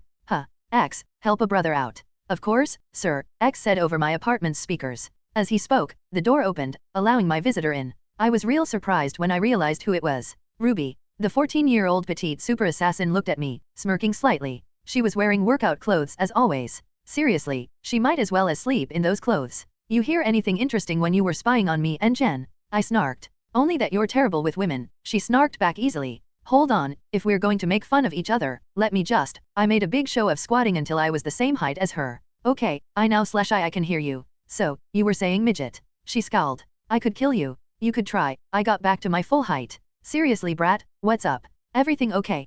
She cut herself off, shuffling her feet. Almost like a nervous tick, she took out a knife from a pouch at her side and started twirling it in her palm while she took a moment to think. Once again, she somehow maintained a balance of terrifying and adorable. Terrible? No wait, that is a word. Adorifying. She sighed, flipping the knife into the air and letting it fall back into the pouch at her side. Show off, I teased lightly. While she did look smug, she also seemed pleased. Mahmoud, Natasha was telling me about this book yesterday. She said that I should read it. And I was going to, but I forgot. And I know you have those. She nodded toward the bookshelves that dominated my living room. Yeah, not going to ask how you know about my bookshelves when this is the first time I've let you in my room. I walked up to my shelves. So what was the book? Hogfather, she said questioningly. I looked through my shelf. I didn't exactly have everything alphabetically ordered. My books were really just put together based on what worked best. So all of my Terry Pratchett novels were placed next to Neil Gaiman, with the novel Good Omens in between those two. I quickly found the book in question and pulled it out. That's a good one. Is this a Christmas book? Ruby asked, taking the book with a confused look on her face, staring at the image of the Hogfather on his sleigh. Kinda. It's not really that, I admitted. Look, okay, imagine a planet that is in the shape of a disc, and it rests on the back of 4 elephants who in turn rest on a turtle that flies through space. So this is a book for little kids, she said with a hint of disgust. That's something little kids say. I raised an eyebrow. Seriously, this is one of the best books ever written, by one of the most incredible writers who ever lived. It has a picture of Santa Claus on it, she protested. Books and covers, I chided. Look, how about this? I pointed at my couch. Go ahead and read a few chapters. If you like it, you can borrow the book and read the rest. If not, just put it back on the shelf and have a good night. She still looked doubtful. Natasha liked the book. It was a weak attempt to convince her, so I was surprised when she was suddenly sitting down on the couch with the book open, eyes scanning the page. I smiled and went over to finish up my cereal. A few minutes in, Ruby called out to me. I like Susan. I looked up at her. She was still reading. Can I ask why? Don't get afraid, get angry, she quoted. I grinned. Yeah, that is an awesome line. You'll probably end up liking her a lot more by the end. It was quiet for a bit. There's an Assassin's Guild, she asked moments later. Yep. I finished up my cereal and sent a message to Sky. As I did, Ruby let out a little noise and looked up at me. They want to I kill / Santa Claus. Essentially yes. This is the best book ever. You're an odd kid. Soon she seemed to get really involved in the book and stopped speaking. When I went to sleep, she was still in my living room reading, so I left the lights on and made her a cup of tea, leaving a blanket nearby. I don't think she noticed. Good night, brat, I said affectionately. Good night, she returned absent-mindedly. April 27, 2014. When I went into my living room the next morning, she was passed out on my couch, a book resting on the floor as she snored. I looked up at the TV, which was on and playing a very familiar movie.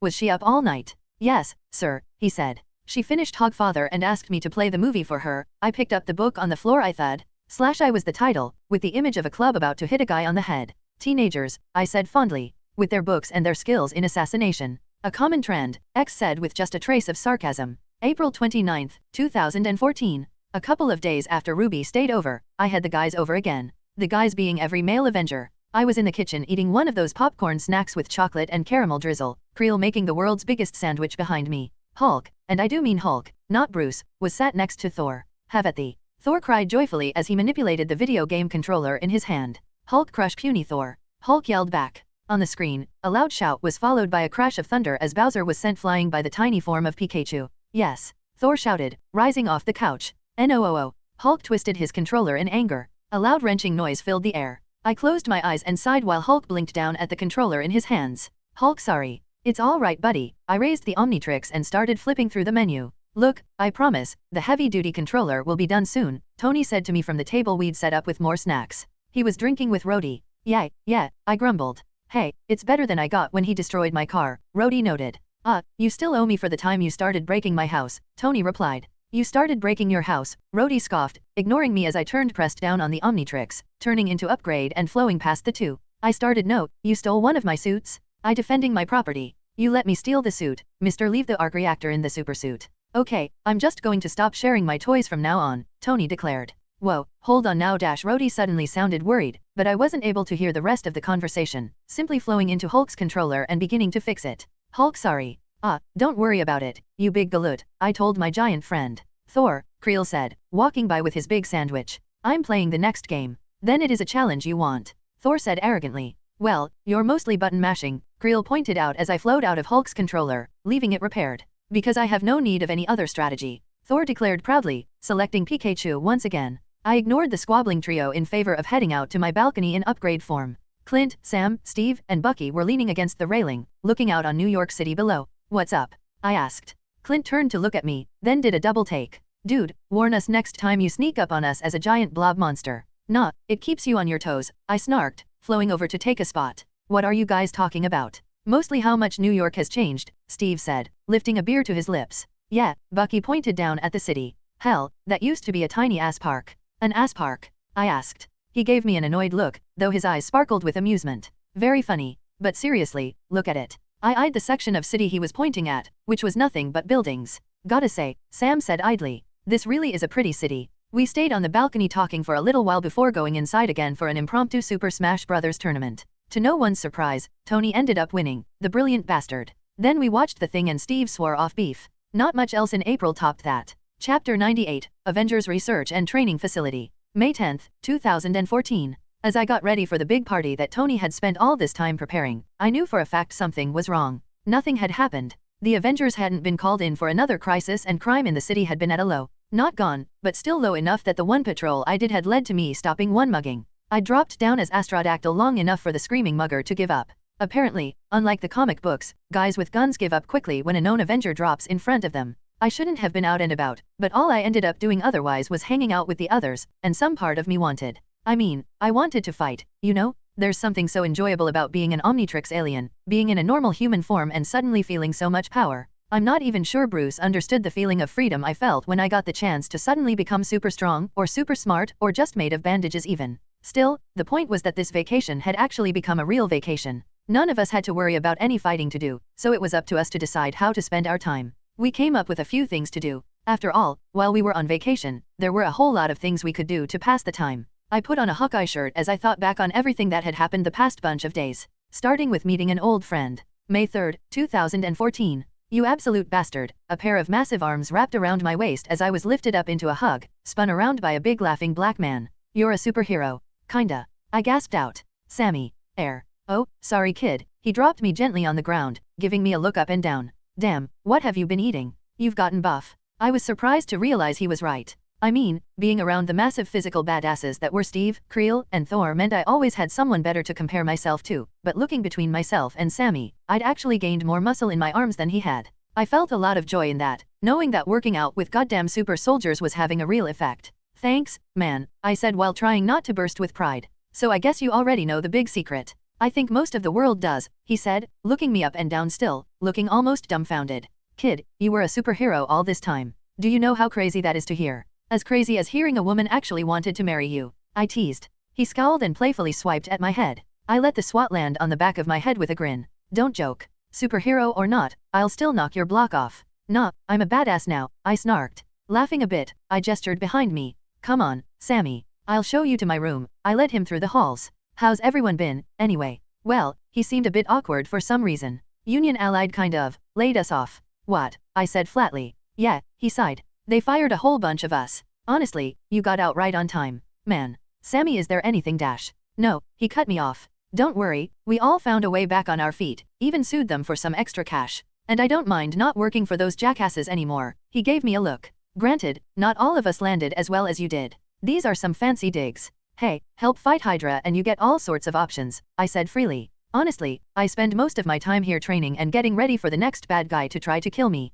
That's fair, Sammy patted my back. But I'm okay now. Working with damage control, actually. Damage control, I mused. The bridge branch, formerly a Shield 1, was dedicated to working on the cleanup of superhuman conflict. After all, it kept any dangerous objects out of bad guy hands. Well, that and it made sure anything valuable stayed with bridge. How's that been? Mostly the same work, honestly, Sammy said with a shrug. I spent a week in Washington thanks to you though. What did I do? I asked, honestly confused. He chuckled. They were still cleaning up pieces from that little scrap you and your friends had in the Triskelion? Did you really drop a mountain on top of the place? A small one, I admitted. We got to my apartment, the door sliding open as we walked up to it. Sammy hesitated in surprise when that happened, but he followed me in when I continued. I walked in and picked up a piece of paper sitting next to a large bottle. Here you go, I said, passing Sammy the paper. You, my friend, have an official invitation to Tony Stark's Avengers party on the 10th. Huh, he took the piece of paper. Gold letters. Damn, that is fancy. It's fake, I told him. I mean, Tony kind of hates the idea of wasting gold on anything that doesn't involve the word alloy or bulletproof.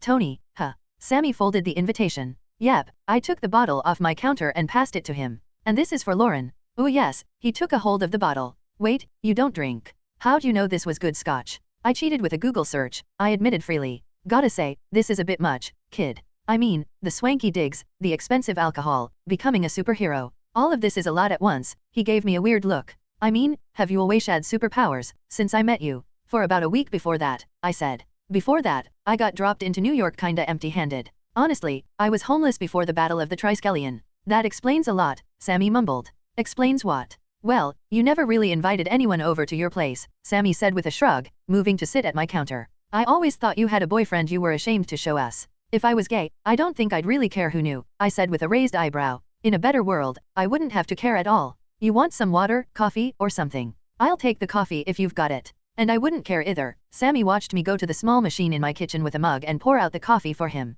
But hey, this is good. You've moved up in the world, kid. Yeah, mostly by punching my way up it. I put the coffee on the counter with creamer and sugar. So, you and Lauren coming to the party? Hell yeah, she's going to love this. Sammy grinned as he put creamer into his coffee. Lauren always wanted to go to a big party like this. Do I need a suit? May 10th, 2014. I looked down at my Hawkeye shirt with a little chuckle. Tony may like his suits, but he wasn't really big on people wearing them if they didn't feel comfortable in them. Granted, I hadn't just been inviting old friends to big-ass parties. There had been some work things as well. Bridge, on my advice, had moved some satellites over Antarctica and hired a group of people to start exploring, with a lot of people thinking I was crazy. Maria, of course, knew I wasn't, and the fact that a lot of the dinosaurs we found had clearly not come from the actual prehistoric era for science reasons, she figured it was worth a look. Savage land, baby. We made more tech, but it was slow going. Cadam armor, as it turned out, had its limits. It could only do so much before it began to fall apart. It was advanced, sure, but the Cadams could only follow so many complex orders before they started to glitch up. It was something we were working on. And while solid construction lacked Cadam versatility, it was usually more durable as well. Not massively, but enough for it to make a difference in prolonged combat. So we were looking for ways to take that to the next level. I, on the other hand, had another team working on a different step forward in technology. May 5th, 2014. The hangar doors opened before us with extremely loud clanking noises. Fitz, Shuri, and I all winced at the immense screeching noise that eventually came out as the hangar doors continued to open. Sorry, Tony shouted. This place hasn't been used for a while. The four of us had flown out on a Quinjet together to somewhere outside New York City, though still in viewing distance of the city. We could see it down the river from the facility we'd been taken to. You couldn't afford any WD-40. I shouted back over the loud noise. I never needed this place before. Tony yelled back. My ears are going to pop. Shuri said, covering her ears. Shuri was interesting to meet. When I heard that T'Challa had a sister, I pictured Shuri from the comics, a self-assured woman with a certain dignity around her, Black Panther in the future, and a user of magic. Instead, she was a skinny teen with a bit of brattiness to her. Oh, quit complaining. Tony grumbled as the hangar doors finally opened completely. He stepped through the doors, followed by us. What is all of this? Fitz asked, looking around at all the crates and boxes covering the space around us. It's a Stark Industries warehouse, someplace my dad used to store his crap. Tony spun around in a circle. As of right now, it's the new Avengers research and training facility. Nice, I said with a grin. I thought so. Tony pointed at one part of the facility. I figured that would be good for a shooting range. This floor space here will be good for building vehicles and mechs. What do you think, Princess? Shuri shrugged. It is okay. A bit primitive. Everything is primitive compared to Wakanda, Fitz noted. Shuri giggled at that. Well yes, but I'll forgive you for that. Children, please, I said gently. We'll all get a chance to make new stuff. Who are you, by the way? Shuri asked curiously. Are you a scientist? Before I could answer, Tony called out to me. Mahmoud, over here. Sometimes, I said in answer to Shuri as I lifted the watch and started flipping through the menu. But today I'm here to do the heavy lifting. With a push of the watch, my skin went from brown to red. Forearms. Shuri squeaked in surprise as Fitz stepped back. Bloody hell. Standing at my full 14 feet, I flexed all forearms and walked up to join Tony. That's style. Shuri shouted at Fitz in surprise. Well, yeah, Fitz said, watching as I lifted up a massive crate and moved it out of the way with little effort. But I haven't seen him as forearms while I was this close before. Right there, Tony said, Okay, now I got some junk that I brought over. This place needs power, lots of it, and we're going to make the best that money can cheat its way to. He gestured to the center of the room. Clear this out, and let's get started. Didon't we need more people? Fitz asked. They're on their way, Tony said, watching as I lifted 4 more 6,000-pound crates, one for each hand, and moved them out of the way. But until then, we have a one-man construction crew. Tony turned and produced a tablet. Now, Fitz and Shuri, Dial and I want your help with something very specific. Mostly me. I really want one. It's mostly coincidence that we need one, I said over the sound of crates slapping onto the ground. Seriously, I wanted a spaceship. Han Solo ain't got shit on me. Taking the tablet, Shuri stared at the screen for a brief moment before passing it to Fitz. A spaceship. It's big, Fitz noted. Not as big as a lot of modern planes, but big. And some of these features, we'll have to build them from scratch. No, we won't, Shuri said confidently. Well, some of them, but I've actually done some work on a lot of it before, especially the shields. See, this is why I have you, Tony said fondly. This is our first project. And then we do Fitz's thing. I asked, walking up to tower over the three of them. Seriously, Fitz barely reached my waist. Because Fitz's thing sounded fucking awesome. What is Fitz's thing? Shuri asked curiously. Fitz, by way of answer, took the tablet and switched to the file in question, showing it to her. She stared at it for a long moment. All three of you are fans of 80s cartoons, aren't you? Shuri said with a grin. When we all shuffled awkwardly, she laughed. This is going to be great. I hope so, Fitz said shyly. I need some good news. Carlson's meeting with Hank Pym apparently didn't go very well. May 4, 2014. Carlson knocked the door on the house in front of him and stepped back next to May. They waited for a long moment before the door opened. An older man, with long gray hair, glasses, and deep wrinkles glared at them. Mr. Pym? Carlson asked. I'm Agent Phil Carlson with Dash. The door slammed shut with enough force to shake the house. Bridge. It used to be called S.H.I.E.L.D. Hank Pym yelled back through the door. Now get the hell off my property. It's been a tough week, Carlson said with a sigh, turning and leaving as May gave him a worried look. Chapter 99, Party, Part -1. May 10, 2014. Still, now it was party time. I shut off the lights of my apartment and headed out. On the way, Clint showed up wearing a leather jacket and a plaid shirt. He grinned at the sight of my shirt displaying his purple arrow symbol. Nice choice. Thanks, I said with a chuckle. The two of us got into the elevator. So, what do you think it's going to look like? Probably pretty crazy, Clint said eagerly. I mean, have you seen how much time Tony put into this? I wouldn't know, I shrugged. Seriously, I'm a nerd. I never really got into parties. Kid, this would be the biggest party of your life even if you had been into parties, Clint patted me on the back. So, you bringing a date? I'm bringing you, I joked. As sweet as that is, I don't swing that way. The doors opened.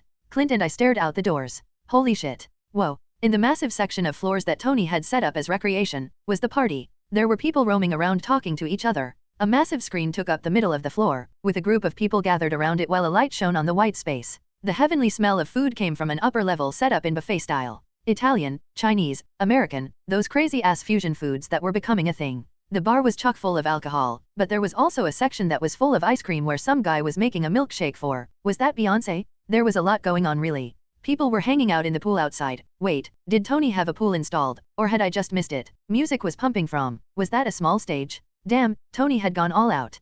Fanboy, Legolas. Tony walked up to us with Pepper on his arm. Guys, I'm a lover of late entrances, but this is a bit much. Late? I asked, still turning my head to look at the everything. Dude, the party wasn't supposed to start for 30 minutes. Nah, that's the actual party. This is the pre-party, Tony said jokingly. The billionaire was wearing a suit that was, of course, perfectly tailored to fit him. Tony, Pepper said chidingly. When he returned with a grin she rolled her eyes before turning back to us. Clint, Mahmoud, we're glad you came. Well, if I decide to leave early I do live nearby, I said with a grin. Tony laughed. Well, come on guys. Let's party. Moments later I was sitting next to Sammy, Lauren, Creel, Jen, and Sky. We clinked together our glasses with a cheer. Good to have you here, I said to Lauren and Sammy. Lauren was an older white woman with black hair going gray. She was a little overweight and had one of the warmest smiles I'd ever seen. She wore a simple purple dress and looked a little overwhelmed. This is incredible, Mahmoud. Seriously, she chuckled. I thought we'd get turned away at the door, to be honest. She's not kidding, Sammy said, holding his wife tighter to him. He was wearing a brown Air Force jacket with some patches on it from his time in the service and had a mug of beer in the hand that wasn't holding his wife. Kid, thanks again for this. Hey, I'm just sorry I didn't invite you sooner, I said happily. So how did you meet? Sky asked, taking a dainty sip of her martini. She sat next to me in a pink dress with a simple bangle on one arm. Well, that's a boring story, Sammy grunted. I was working with Union Allied, breaking bricks for cash, and he got put on the same building as me. Kid had a mean swing with a sledgehammer. And I met him through my Sammy, Lauren said. The man in question gave her a kiss on the cheek, getting a blush from her. Like I said, boring, Sammy chuckled. We didn't find out he was a superhero until there was footage of him on the news. Not boring, I said. Dude, you had my back from the first day. I'm never going to forget that. Sammy didn't seem to know how to feel about that. Anyway, how about you guys? How'd you meet the kid? Jen chuckled. She was dressed to impress with a black dress, black gloves, and very high heels. Well, I met him when he woke me up out of cryo-sleep after he saved my well-formed ass from Hydra. I met him on a helicarrier while our bosses were turning S.H.I.E.L.D. into Bridge, Sky added. See, mine's boring, Sammy joked. How about you? The last was said to Creel. He was taking a swig of scotch and stopped for a moment. He cussed when his sudden stop poured a bit of the scotch on his black t-shirt. Oh, now that's a nice reaction, Jen teased, crossing one leg over the other. Yeah, what happened? Sky asked with a nudge on my arm. Well, we met in a Best Buy, I said with a shrug. And I was under Hydra's control so, Creel said, rubbing the back of his neck. We kinda got into a fight. And I kicked his ass, I said with a grin. Whoa, I won the second time. Creel complained. Dude, check your facts, I beat you with goop. Yay, testosterone. Sky said, waving her hands around in a fake cheer. Yeah, you two want to take this outside? Jen teased. Anyway, that's how we met, Creel finished. By destroying a small Best Buy. Lot more interesting than how any one of us met him, Sammy toasted Creel. So you win. In his defense, I think most of my meetings were pretty calm affairs, I shrugged. Hey, Isabel appeared, grabbing Creel by the shoulders. The brunette warrior was wearing a black tank top and jeans. She pulled up at Creel. Come on. I need a dance partner. Creel chuckled as he was dragged away unwillingly. Hey, you wanna? Lauren asked Sammy. Yep, Sammy and Lauren rose up and headed to the dance floor as well. Have fun guys, I said with a laugh. Then I turned to look at Jen and Sky, who were both looking at me for some reason. Everything okay? Jen raised an eyebrow. Sky cocked her head to the side, looking between me and the dance floor for some reason. Then Nat swooped in. Come on, she laughed, pulling at me and Sky. Let's go dance? Jen, you too. Whoa, I don't know how to dash, I yelped, just in time to get pulled into a four-way dance-off. Which I absolutely lost. Betty Ross/scientist. Betty sat arm in arm with Bruce at a couch set aside for them, Jane and Darcy sitting across from them. Bruce raised an eyebrow when a laughing dial got dragged past them onto the dance floor by Jen, Sky, and Nat. She seems happy, Betty noted, watching as Jen laughed while shaking her hips to the music. Yeah, she does, Bruce sounded thoughtful. When Betty looked at him, Bruce had a small smile on his face. Well yeah, look at her, Darcy said in awe. She's got such big dash. Darcy. Jane interrupted. What, they're bigger than mine, and have you seen my dash? Okay, Jane said very loudly, blushing. My shameless intern aside, we were talking about your work in genetics. We were. Betty said. Yes, about the gamma gene. Jane said. I mean, I know I'm not a geneticist, but that sounds very interesting. Oh, it is, Bruce said, excited. You see, all this time, we assumed that my version of the super soldier serum, in combination with gamma radiation, was what caused my powers dash.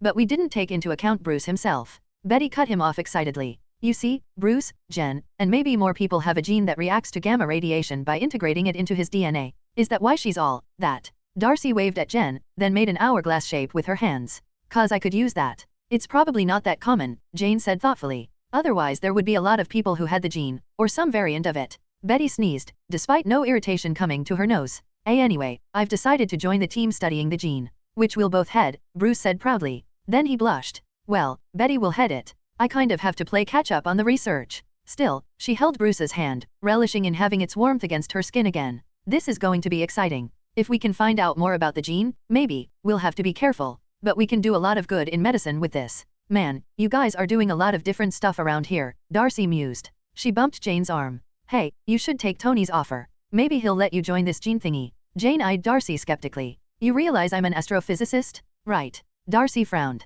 Yeah, Jane sighed. That means I have a specialty. I'm not exactly an expert in all forms of science. Darcy frowned deeper. Oh come on, all you geniuses say that, and then you guys start, like, hacking the Pentagon with a biology degree, or cure diseases with an engineering PhD. Tony has done stuff like that before, Bruce said weakly. Figure out things, he doesn't have a specialty with a brief red. Betty hid her laughter at the confused looks on Bruce and Jane's faces. Mahmoud shaked. After Natasha, Jen, and Sky kicked my ass at dancing, I was drinking another milkshake, caramel this time, with Rhodey, Steve, and Maria. Wait, Rhodey was saying while waving his arms, wearing a white suit jacket. You're telling me you stole the suit from the Smithsonian? Why didn't I know about that? Where did you think he got it from? I asked curiously. I don't know, I thought he had an extra. Rhodey asked. I returned it, Steve protested. The first Avenger was wearing a leather jacket, which was apparently part of the dress code tonight. And the curator said the suit is actually worth more now. You still kinda stole it, Boy Scout, Maria teased. The director of Bridge had really let her hair down, wearing a long black dress and a hell of a nice gold necklace.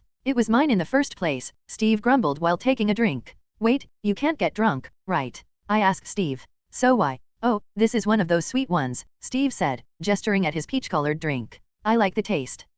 Did not expect that, I admitted.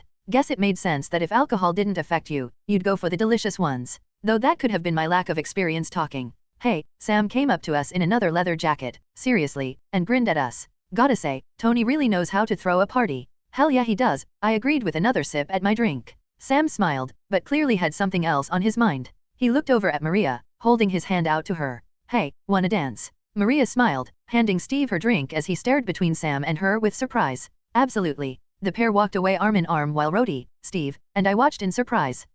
Did anyone see that coming? I asked. I mean, I get why you missed it, you're blinder than a bat when it comes to romance, but I did not see that coming, Rhodey said. Dude, what? I asked Rhodey, surprised. I knew he'd been having lunch with her a lot. Steve had a wide and proud smile on his face as he watched them start to dance. No, we aren't rolling over this, I glared at Rhodey. I'm blind as a bat to romance? Where did that dash? My friends. Thor came out of nowhere and rested an arm on Steve and I, almost sending me stumbling. Come, they are about to arrive. Thor, I don't have super strength. I grunted under the weight of my Asgardian friend. He was wearing a brown suit jacket. My apologies. He rose up and pulled us along, Rhodey following. But come.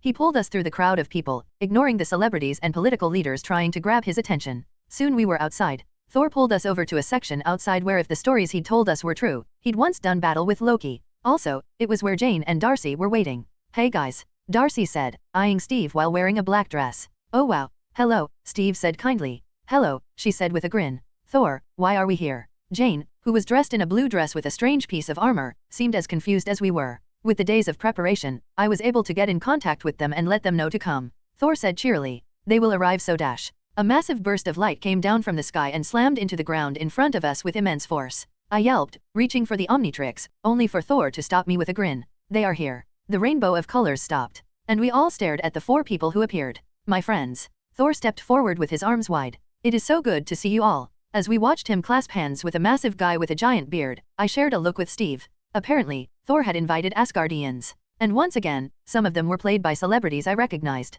Everyone, come. Thor brought us together and started introducing us. First, was Sif, who gave us all a large smile. The beautiful Asgardian warrior wore a green dress and carried a sword on her hip. The second was Volstagg, a massive and bearded man with bright red hair, a big belly, and a bigger laugh. Then there was Fondrel, who looked like the guy from Chuck if he'd had a blonde beard and hair. The guy was giving Darcy a very interested look, which she didn't seem to notice. Hagen was next, a dour-faced Asian man with black hair in a top knot and a beard. It is most welcome to meet you all. Volstagg cheered when the introductions were done. Now, where is the beer? Over there, I said, pointing at the bar. Hello, milady, Fondrel said to Darcy with a flirtatious smile. Sup, goatee? Darcy replied cheerfully. Oh, you like it? He asked cockily. Nah, it's kinda ugly. She ignored the way he seemed to gape at her for that. Hagen seemed to teleport over to a corner of the party while Sif walked up to us. It is most welcome to meet you, heroes of Midgard, she said to Steve and me. And it is a real honor to meet you, Lady Sif, I said with an Asgardian salute that Thor had taught me. Steve did the same salute.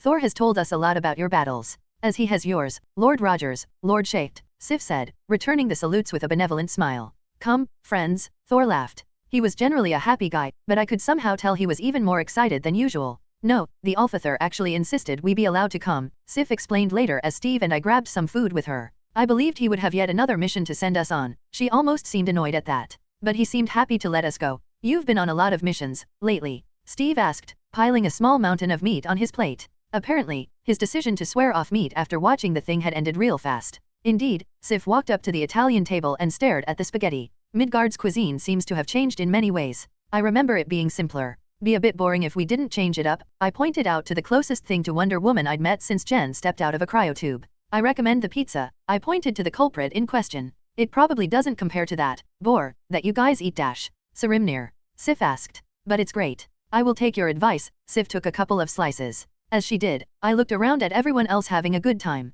Suddenly, an Iron Man suit walked into the room, carrying a massive Wii controller. What the hell? I said, quirking my head to the side as I watched. Bruce Banner/Hulk. Bruce watched Tony walk up to him with the massive metal controller in his hands, the Gamma expert feeling like he was somewhere between laughing and crying. Tony dash. Hey, no need to thank me, Tony said from within the Iron Man armor. I mean, Nintendo is partially owned by me, so this was easy. Bruce, what is this? Betty asked. He looked over at her. Betty was wearing a white dress that made her look absolutely gorgeous. But then, what didn't? Hey, I didn't put this screen up for no reason, Tony teased. Come on Bruce, bring him out. Is that safe? Betty asked, shocked. Deep inside, the Hulk stirred. Not in anger. He seemed saddened. Bruce felt firm. Of course it is, he smiled at Betty. Hulk is good. With that, he began to grow. The shift from Bruce to Hulk felt almost gentle. He rose up, his armor beneath his clothes shifting to grow with him even as his cheap clothes ripped away. People pointed in awe and surprise while it happened. Betty did something amazing.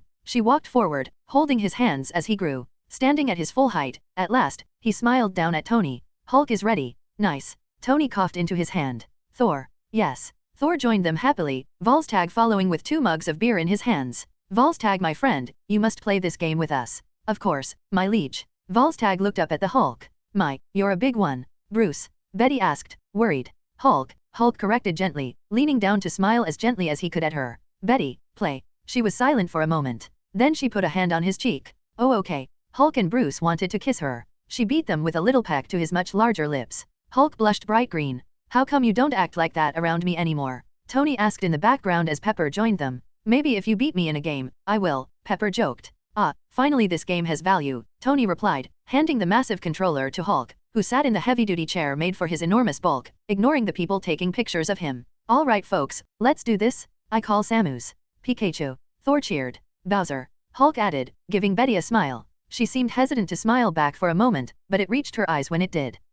Volstagg to the controller handed to him. I don't seem to understand how to. Oh, I see, the little stick moves this around. Who are these? Oh now that is a mustache. He cried happily. I will take this, Wario, person. Jane. Thor called out as the fight began. Come watch me in honorable battle. Jane, like many of those watching Hulk, Iron Man, Thor, and Volstagg sit down for a game of Smash Brothers, seemed in shock, but she walked up to join the group. Got next. You play? Thor asked, delighted. Well, I did in college, she said happily. Me too, Betty replied. With that, the game was on. Mahmoud /dial. At that moment, I noticed 2 others walk in. I grinned. Hey, Steve, hold this for me. He took my plate, letting me run along the upper floor toward the door on the lower floor. I leaped down from the upper level by hopping over the railing, landing in front of the 2 newest partiers to enter. Matt, Foggy. Jesus. Foggy yelled in surprise when I landed. Hey, Mahmoud, Matt said laughing. How are you? Having a blast. I chuckled, walking up to clasp Foggy's hand. You guys are late. Actually, we aren't, Foggy said while looking around. I think you gave us the wrong time. Yeah, probably Tony's idea of a joke, I said with a shrug. Matt, Foggy. Jen leaped down from the upper level as well in a flutter of black cloth, her eyes alight with happiness. Foggy screeched in surprise again. Will you guys just take the stairs from now on? He shouted, panting. For Matt's sake, I mean. I'm fine, actually, Matt said with a grin. I can't get scared by people suddenly showing up, remember. Lucky bastard, Foggy mumbled. Jen laughed, walking over to tower over us. I'm glad you guys came. Come on, let's get drinks. Is that the Hulk playing video games? Foggy asked, dumbfounded. You get used to it, I said with a shrug. We introduced Foggy and Matt to everyone, which took for freaking ever since there were so many people here now. Then I had a bite to eat and walked away to see if I could enjoy the party without hanging out with people I actually knew. That was a mistake, an amateur one as Tony would call it later. Soon I almost started to feel tapped out on so many people being around me. And it didn't help when some of them decided to corner me. Now son, the guy in a way too nice suit said with a slimy and charming smile. I know, from your records, that you're an American. Born and raised, I said wearily. And as an American, I'm sure you want to help your country. He put a hand on my shoulder. I just feel that you could do that much easier from within the government. Dude, really not the time. I pushed his hand off. Oh, and when is it a good time to save your country Mr. Khan? Yeah, we're done here, I said immediately, rolling my eyes. Shaked. And yet, once again someone said Khan? This was like the 5th time. Sam Wilson/Falcon. So we're surrounded, right? Rhodey said, the pilot trying to seem nonchalant. And Hydra had been annoying as hell all day. Dial is somewhere inside the school as a giant wrestling tiger while Nat is fighting Hydra guys on the ground. I'm up in the air, flying over the whole battlefield when 2 guys in that crap Chidori armor try to sneak up on me. Problem is, 4 of their centipede guys are rushing the Quinjets, and no one noticed except me. Sammy and Lauren made a suitably scared noise, while Sam and Maria tried not to act as though they hadn't heard the story 1,000 times. I know, right? Rhodey said. Now, I'm trapped. Gotta choose someone to stop or we're in a whole new mess of trouble. Luckily, the suit is equipped with enough weapons to take on a whole country. So, Rhodey stopped to grab a drink from a passing waiter. I turn off the repulsors right as the 2 Chidori armored guys fly at me. Lauren gasped. Sam shared a fond look with Maria, both hiding their good-natured exasperation with Rhodey. While they're floating over me, I shoot my repulsors above me, take them both out, one hand each. Rhodey grinned. Now, the repulsors send me falling even faster toward the ground, but, Rhodey raised a hand dramatically. I knew the suit could take the landing. I slam into the ground right in the middle of the 4 centipede guys and I say, need any help fellas? They barely had time to run before I took them out. Sammy guffawed while Lauren breathed a sigh of relief. Rhodey nodded in satisfaction, pleased with their reaction. Need any help? Sammy mumbled with a chuckle, wiping a tear away. Ah, man, Air Force sure has changed since my days. Well, the suit was only really a thing for me, Rhodey pointed out. Air Force is still pretty much the same, just faster. Ha, Sammy scoffed. And what about the thief here? Sam blinked at Sammy pointed at him. Me. You see anyone else here stealing my name? Sammy joked. Sam had enough time to be amused before Sammy continued. Seriously, weren't you running around with those wings for a while? Yeah, but it was mostly just Riley and me. The wings were experimental as hell. Seemed to work just fine, Sammy grumbled. Could have used them. Oh, you'd break your fool neck, Lauren said. Sammy grinned, hugging Lauren closer. Gotta say, you have a pretty good record from your time in the service, Maria said, sipping at her drink, moving the pineapple resting on the rim aside. You read my record? Sammy asked, surprised. She does that to everyone, Rhodey rolled his eyes. You super spies ever turn off that whole need-to-know thing? I'd be a pretty bad spy if I did, Maria teased. But now, I had to look up everyone for this party. There's a couple of people I had to let in for political reasons, and some that just. She eyed a group of giggling and already extremely drunk young men and women who looked as though they had just come out of their teens. Seemed to grow out of the floor at parties with any sort of alcohol. Ah, to be young again, Lauren sighed. Young again. Sammy scoffed. The second you did that, you'd finally leave me for a younger man. Surprised you don't go get one of these supermodels around here already, leave my broken old ass on the curb. Ah, Lauren, scandalized, smacked Sammy on the chest, getting a peck on her blushing cheek for her trouble. Hagun of Vanaheim, warrior of Asgard. Hagun watched the men and women of Midgard revel happily with a sense of satisfaction. In truth, this was comparable to the tamer of Asgardian parties, which was to Hagun's benefit. He loved his friends but they were far too boisterous for his liking at times. He turned back to his drink, then looked up when someone walked up to join him. May I sit here? The one-eyed man said. Hagun thought about that for a long while. The man didn't seem to mind the wait. A good sign he was a man of patience. Finally, Hagun nodded. The man sat. You are Fury? Hagun said. And you are Hagun, Fury returned. Thor speaks highly of you. He has mixed words about you, Hagun said honestly. Fury smiled. I don't blame him. My job and his don't exactly mix. Hagun took a sip of the beer. It was rather weak. Apparently, it was from somewhere called Germany, which had a different name when he was last on Midgard. Of course, many Midgardian drinks were rather weak, more meant for children to sip. I cannot blame you for your methods, as I do not know what you face. Rather understanding, as it goes, Fury leaned forward in his seat, swirling his alcohol. Not going to join your friends. I will. But I prefer quieter gatherings. Hagun gestured to those partying as Volstagg and Thor shouted at a screen full of colorful creatures, the Hulk cheering on Betty, who was biting her bottom lip in concentration while she played. I can understand that, Fury shrugged. But for someone in my line of work, gatherings like this are a boon.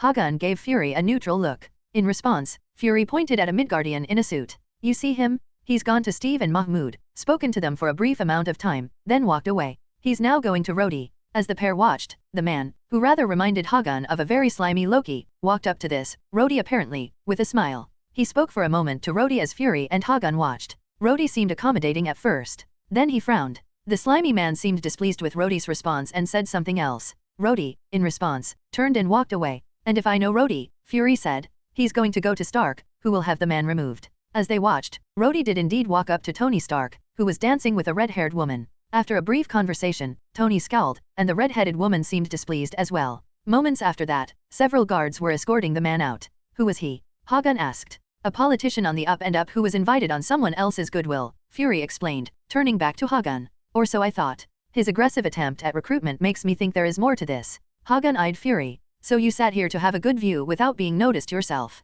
It wasn't a question. 2 birds with 1 stone, Fury admitted. I actually had a question. One that my boss wanted me to ask. A question? Hagun asked. Fury leaned in and spoke quietly. Mahmoud /dial. After that guy was driven off by Tony's bodyguards, Steve, Bucky, and Thor pulled me aside to introduce me to Steve's old war buddies. And I do mean old. These guys were all WW2 vets, all in military dress, and all friendly badasses. They took me in immediately as one of their own, and Thor as well. So you helped our boy take the fight to Hydra, one of the guys asked. Yeesh. Gotta say, Cap, I never expected those idiots to pop up again. Sure you don't have any more of whatever magic potion you 3 took to keep fighting, one of them asked, nudging Bucky, who grinned happily. I'd jump in to help you guys if you shared. Oh please, another of the guys guffawed. Your wife would kick your ass if you did that. Not if I looked like when I was young again. You were uglier when you were younger, you stupid bastard. Ah, fuck you. I found myself laughing helplessly while the old soldiers joked around. These guys are awesome, I said to Steve, who looked both happy and sad all at once.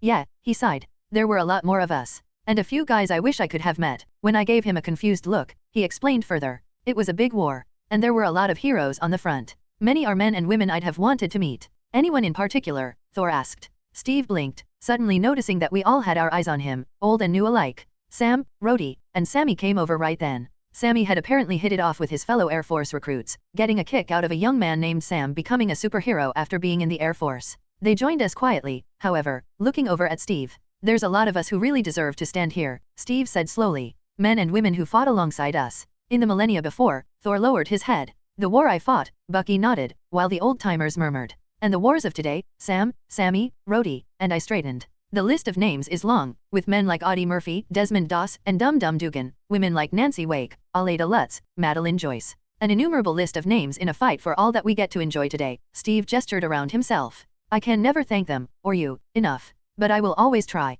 To old comrades, Thor said, holding out his tankard of beer. We all held up our various drinks and took a drink. As I did, Sammy leaned over to me, my old coworker already a little drunk. Does he always manage to pull an inspiring speech out of his ass while being so sincere you can't really make fun of him for it? I asked. When he nodded I grinned. Yes, Sam, Bucky, one of the old-timers, and I said in unison. Sammy guffawed with laughter at that. Then I once again made the mistake of separating from my group of friends, thus getting cornered. And that's what we can do, the blonde woman clutching tightly to my parts, after she'd been whispering something out of a penthouse letter into my ear. Weren't you just talking to Tony? I asked, trying not to seem as everything as I was. She pouted. Oh, he's with that redhead. AKA Pepper Potts, one of the richest and most powerful women on earth, who this person rubbing very closely against me didn't recognize. So, I'm your fourth choice. When she gave me a confused look I explained. I saw you talking to Steve and Thor. She winced. Is this because I'm worth millions? I asked without thinking, reaching for any semblance of logic for this sudden affection from a pretty woman I didn't know. When her eyes lit up, I sighed. Okay, I'm done. Volstagg / the valiant, voluminous, invincible, fat. So, Volstagg, the greatest warrior of Asgard, had to defend his prince. Volstagg barked, making sure to put the right amount of gravitas in this truly magnificent tale. Now, I don't mind telling you, I feared for Thor's life. But with steely courage, intrepid spirit, and an axe, victory was ours. Good story, Hulk, one of Thor's heroic Midgardian allies, said, clearly quite impressed, as he should have been. Thank you, my gigantic green friend. Volstagg laughed. Then his character on the screen in front of them fell to his doom. Damn you, Lady Ross, he paled once he realized what he'd said. I mean dash. Betty laughed, the image of her character, a princess of some kind, danced in victory. It's okay, we've all rage quit before, I'm not going to get mad. Volstagg gulped, feeling harsh eyes on him as the Hulk growled. The Hulk stopped when Betty turned to look at him. Hulk? I'd like to hear about your adventures. Hulk froze. Volstagg took the opening immediately. Yes, you must have been in many battles alongside the Avengers. Hulk good at fighting. I know, Betty said nothing else, just looking at him.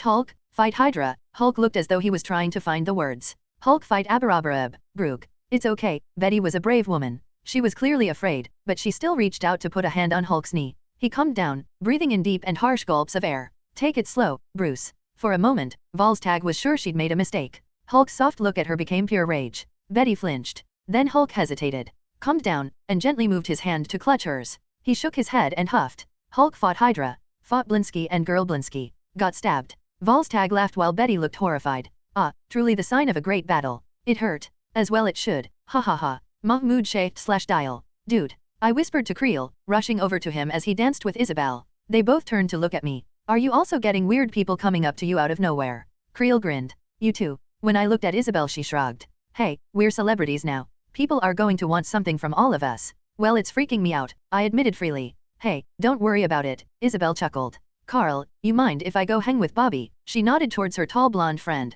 who was laughing with Clint, the archer looking embarrassed. Sure, he got a smile and a kiss on the cheek from Isabel. He gave her a smile back, then turned to me and wrapped an arm around my shoulder. Come on man, I need a beer. We sat outside on the railing a little later, both of us looking out at New York. I clinked my milkshake glass to his beer bottle. Cheers mate, I said, getting a grin in return. Looking out into the city, I sighed. Man, I never saw myself here, partying with the Avengers. I always kinda hoped for something like this. He didn't look away from the city. It's why I became a boxer. I mean, after I was in and out of prison, I figured being a boxer was a fast way to this shit. He gestured with his beer bottle at the party behind us. I guess that's pretty common for boxers, I mused. He laughed sourly. Yeah, that's me. Just a giant cliche. Dude, that's not what I dash. I know, he cut me off. I looked over at him. Creel. My massively ripped, bald, and superhuman ally. He looked so thoughtful. I was about to say something when he continued. It's crazy, the places life takes you. I mean, with everything that happened, I thought my life was over. And now, I'm here man. I've got the city, the team, Isabel has me. I'm jealous, man, I admitted. Sounds like everything is finally going your way. It's probably not, he chuckled. But it's good man. Damn, that was what had changed about Creel. He looked, at peace. Like someone who knew he was doing everything he could in life and was actually seeing good things come out of it. That was a far cry from his comic version. Or at least, the most common one I knew about. I grinned, looking back out the city. How about you, man? How you doing? Creel asked me. Me? Oh, I'm great, I said. I'm at a party of the world's greatest superheroes. I mean, I've got some things I'm personally worried about. The thought of you knuckles filled my mind. I carefully didn't clench my fists. But that can wait for later. Right now, I just want to have a good time. I hear that. He took another swig of his beer, then spun around to hop off the railing. Speaking of which, let's go have some more fun. There's a hell of a party to get to. Now you're talking. I hopped down and followed him inside. Chapter 100, Party, Part 2. Foggy Nelson. Jen, Foggy said to his fellow lawyer and superhuman friend.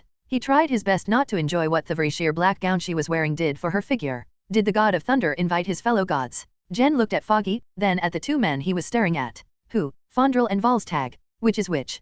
Fondrel is the pretty one. And once again, I die inside, Foggy teased. Jen punched him lightly, which still made him want to cry at the pain, just a bit. Dummy, she chuckled. And Volstagg is the big one. Guess he took a break from getting his butt kicked at Smash Brothers. I think the others are around somewhere. Fondrel was flirting with a waitress, the blonde and dashing Asgardian crooning to the blushing brunette. Volstagg was speaking very seriously with a bartender, who began pulling out drinks and offering them to the massive man. What would that make it, the fourth or fifth time today? Matt asked, walking up to join them with a large smile on his face. What are you guys talking about? The gods in our midst, Foggy said. Thor invited his friends. Well, that is his prerogative, Matt noted. Yeah, let's go meet them, Foggy declared, moving forward immediately. Wait, what? Matt asked.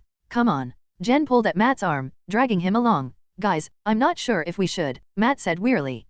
Live a little, Foggy chuckled. He quickly slid alongside Volstagg, grinning up at the big man. Hi there. Volstagg looked down at him. Foggy suddenly realized what a mistake this might have been. Volstagg Washbeck. The Asgardian stared down at Foggy. Foggy gulped. Volstagg grinned. Good day, Midgardian. How do you fare this evening? Volstagg said, boisterously. If Foggy could ever describe boisterous, then this man was the living embodiment. I fare pretty good, Foggy said with a grin. I'm Foggy Nelson, this is Jennifer Walters. Jen nodded at Volstagg. And this is Matt Murdock. Matt took a seat with some difficulty, folding his cane up.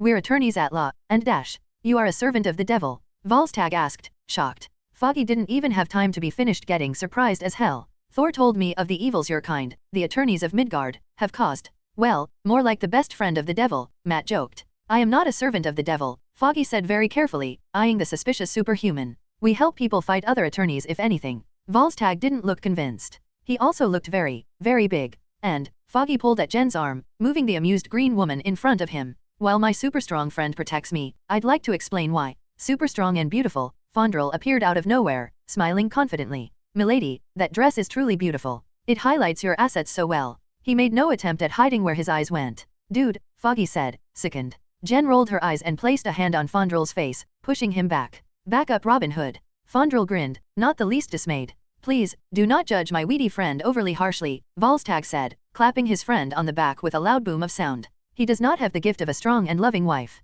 But with one such as you, Milady Fondrel began to say to Jen. Jen laughed, cutting him off. Man, you really are a horn dog. If that is an insult, Fondrel smirked. Then it is a shame that lips of such beauty turn even the most heated of words to cool breath on a scorching summer's day. Jen mumbled. But, if you wish me to stop, I will, Fondrel said, leaning back. I am not one to make a woman uncomfortable. Quite the opposite, in fact. I'll bet, Jen said with a smirk. So you are all friends? Volstagg asked, confused. I was led to believe Lady Walters was an Avenger. I am, Jen said. But I'm also a lawyer. We all work to help people in New York to understand the law. Help the helpless and do it for free. Foggy crowed. Well, free for the people we help, Matt noted. Mr. Schacht actually pays us quite a lot to have us do pro bono work for the city. We've been doing some small claims work mostly, but we're also planning to do some rather interesting work in superhuman law as it pertains for everything from damages to law enforcement. Ah, Volstagg nodded. I understand. You do? Fondrel asked. The bearded redhead froze.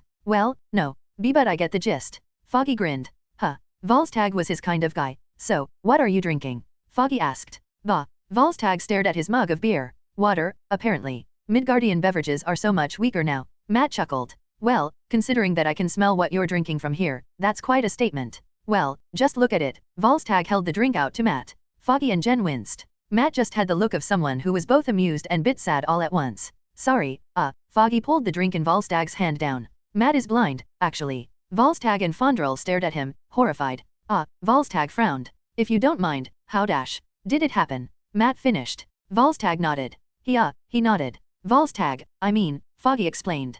Volstagg looked confused, then cringed. Well, Matt leaned against the bar. When I was a kid, about 9, maybe, I saw an old man standing in the street. A truck, you know what that is? Yes, Fondrel answered, looking very serious. Well, a truck came barreling toward him. The driver, he had some sort of. Anyway, I jumped toward the old man, pushed him out of the way, and the truck's contents spilled off the truck when it crashed. Foggy hated this story. Matt did too. And the contents it was carrying were caustic chemicals. Matt took off his glasses. They got poured into my eyes. And the last thing I got to see was my dad looking down at me, terrified. You never told me about that, Jen whispered. He never tells anyone that story, Foggy mumbled. I told you, Matt pointed out. After forever. Matt didn't disagree. That is quite the story, Volstagg said. He sounded respectful. The Alfather is sometimes called Odin One Eye. Long is the story told of how he gave up his eye for knowledge and vision beyond what he'd once had. For you to do the same with both your eyes, however unintentionally, to save a life is heroic. Fondrel lifted his glass. A worthy feat, young man.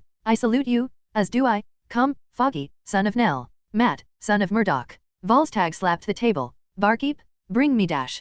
Foggy stopped him. Let me. I bet I can get you drunk. Oh ho. Volstagg grinned. That would be quite the feat. Trust me, Foggy stared at the wall of alcohol, eyeing it with more seriousness than it actually required. I was raised in Hell's Kitchen. I know how to get drunk. Indeed. Volstagg asked. A daunting challenge, to survive Hell's Kitchen. You have no idea. Hey, Foggy, Matt said, rising. I'm gonna take a rain check. But it was nice to meet you both. And you as well, Murdoch, Volstagg said politely. As for me, Fondrel chuckled. Since the beautiful Lady Walters has politely rebuffed my advances, I shall try my luck elsewhere. Giving up so easy, Jen teased. Well, if you want .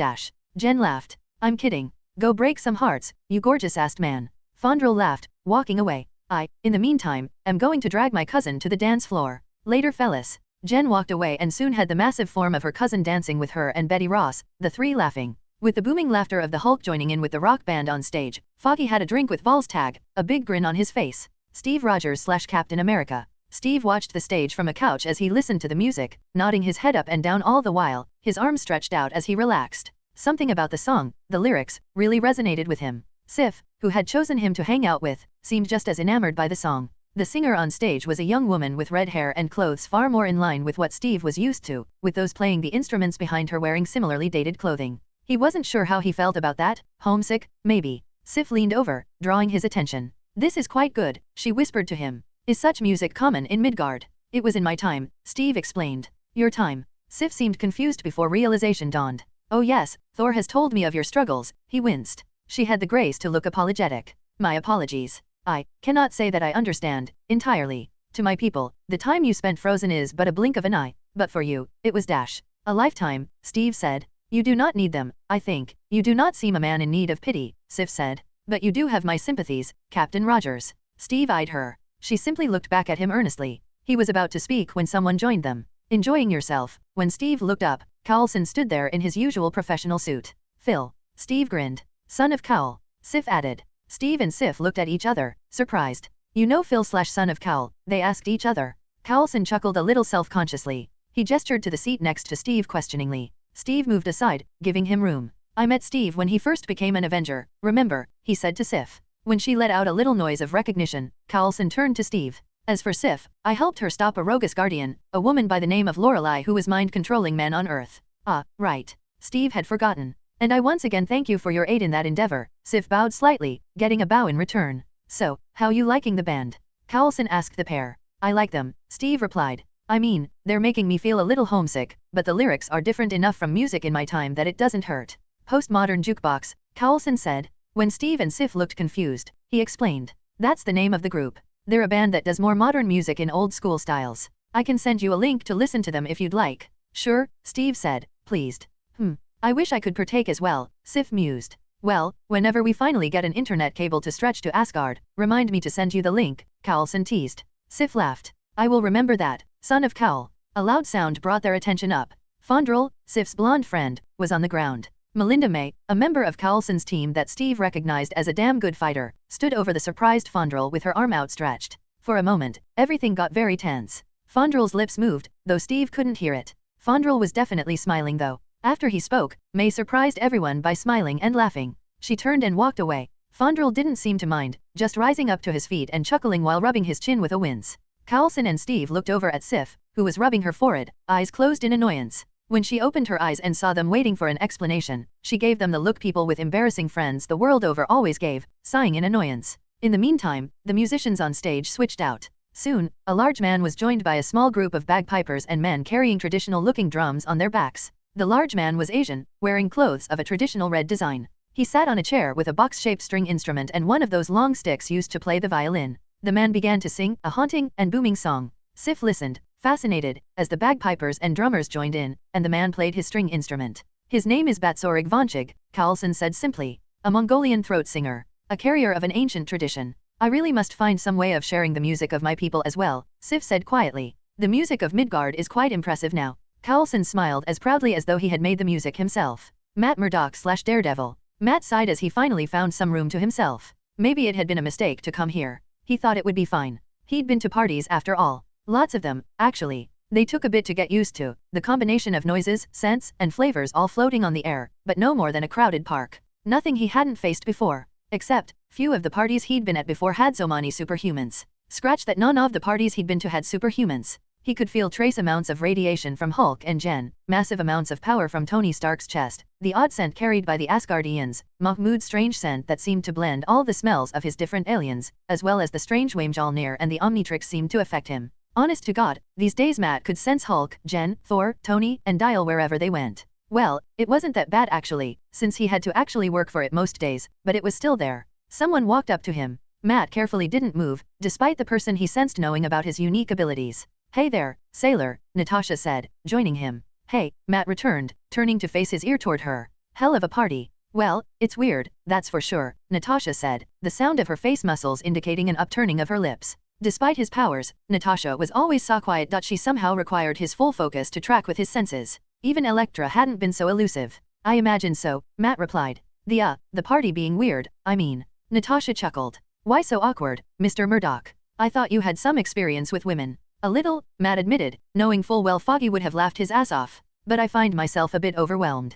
Parties like this are hard for a man of my circumstances to go through, at times. Oh, Natasha seemed intrigued, leaning toward him. Now that is interesting. Is it? Matt smirked. You know, I have to say, I really thought a woman like you would be here with someone. You're not with me, she teased. His smirk deepened. Depends on how you feel about it. Her response was a little hum. He wished, for the millionth time in his life, that he had his vision back. Just to see her face. Do you? Matt coughed, straightening his back. Do you want to dance? Not really, she said. She laughed when he slumped, just the slightest bit. I have the feeling you'd have to step on my shoes a few times, to save face. And like Hemi shoes. Matt laughed, an honest laugh. That's fair. Mean, but fair. I'm a superhero now, mean but fair is how I live my life. She leaned towards him just a bit, crossing one leg behind the other. How about we stay up here? And just talk. Matt Murdoch folded up his cane. He wasn't going anywhere for a bit. Mahmoud shaked/dial. I don't like doing it. Creel complained as we stood by the bar. Sky, who had joined us a little bit ago, laughed. Oh come on, you're gonna look awesome. Yeah, you've got to do it at least once. I agreed, having to shout over the music. It's dumb, Creel shook his head, looking bemused. You kidding? It's gonna be awesome. I gestured to the golden vase we were standing next to, one of the many bits of bling that Tony had in the apartment. Creel sighed. Okay, but just this once. Yes. Sky cheered as Creel took his shirt off. Take it off, take it off. Making this more awkward than it has to be, Creel grumbled to himself. He reached out for the golden vase. A second later, the color began to flow over his arms. People started to notice as the gold flowed across his abs, pecs, and bald head before going to the other arm. Soon enough, Creel stood as a titan of pure gold, and the light shone against his skin. He grumbled slightly at the cheers that followed, though I could tell he was laughing on the inside. There is a joke about bling in here somewhere, I swear, I said, getting a laugh out of Creel. Why do you hate being gold so much, anyway? Because I'm weak and heavy as hell, Creel grumbled. I can't do anything like this. But you look amazing, Sky teased, taking a picture of him. Sure, I look awesome and changing feels great no matter what. Creel put his shirt back on while letting go of the transformation. But gold is dumb. It's soft, it's heavy but not strong. I hate this form. I thought of Walkatrout, the alien I hated most from Ben 10. The worst alien, worse than worst. Screw Walkatrout. I never thought of that, Sky noted. I mean, if I want to be useful bling. Creel reached into his pocket. Slowly, he began to shift again. When he was done, the man was made entirely of shiny diamond. He smiled at the looks on our faces as the light shone across his brilliant form. Diamond head is better, I grumbled. SHH, Sky mumbled, taking another photo. Don't ruin this. Sky and I ended up alone a while later, Creel having gone to find Isabel. Just me and Sky next to the bar. We looked at each other for a moment. And I had no idea what to say. Been a while, she said. Yeah, been a bit, I replied awkwardly. Been busy, lately. Same, she ran a hand through her hair. Been doing a lot, with Carlson and everything. That's nice. You're not going to ask about it. I blinked. I mean, I already know, since I read the reports from Carlson all the time. You guys haven't had any luck finding Hydra or Ulik so far. No, she admitted. She sighed sadly. I'm sorry, I said at last. Me too, she mumbled. I miss Trip. I nodded. Trip was always cool. Sharon too. It's just hard to enjoy this as much as I want to. Sky looked over at the party. It feels like we're betraying them. We aren't. I protested. If we gave up on them, sure. But we aren't. We're just human. We've been fighting and working almost every day since January. If we didn't do this we'd just crap out. Lose our ability to help. Sky spun to look at me, her pink dress flowing around her knees. She shook her head. You say that. But I think you're trying to convince yourself, too. I opened my mouth, then closed it, sighing. Damn it. Yay, Sky shook her head. I was going to ask you out, I said finally. Sky looked over at me. A while ago, but things just kept coming up.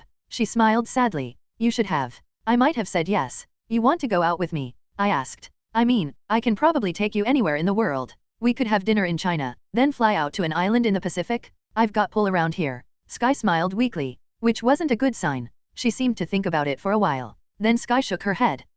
Damn it, that really hurt. I want to, but I want to focus on my training, with May, Tony, my armor. You could train and go out with me at the same time. I tried not to sound whiny, which we all know is the best way to end up sounding whiny and pathetic. I felt it, anyway. I can't, Sky sighed. Last time I tried to do something like that, it was with Ward. And that didn't end well. I leaned back, struck. She winced. I didn't mean, she stammered. I know you aren't Ward. I'm not, I said weakly. I just need time. She crossed her arms. Sorry. It's fine. I mean, it's not. Her turn to give a hurt look. I'm being honest. It sucks. I understand. I get it. But it sucks. Sorry, she said. Me too, I rubbed the back of my neck. Friends. Sky didn't seem satisfied with that, but she nodded anyway. Damn it. Over a dozen super strong aliens at my disposal and I still couldn't get the girl. Maybe it was selfish, but I very quickly got away from Sky after that. Just needed a bit. I went to the one guy who could make me forget my problems better than anyone on Earth. But first, I noticed Thor and Jane talking with some guy.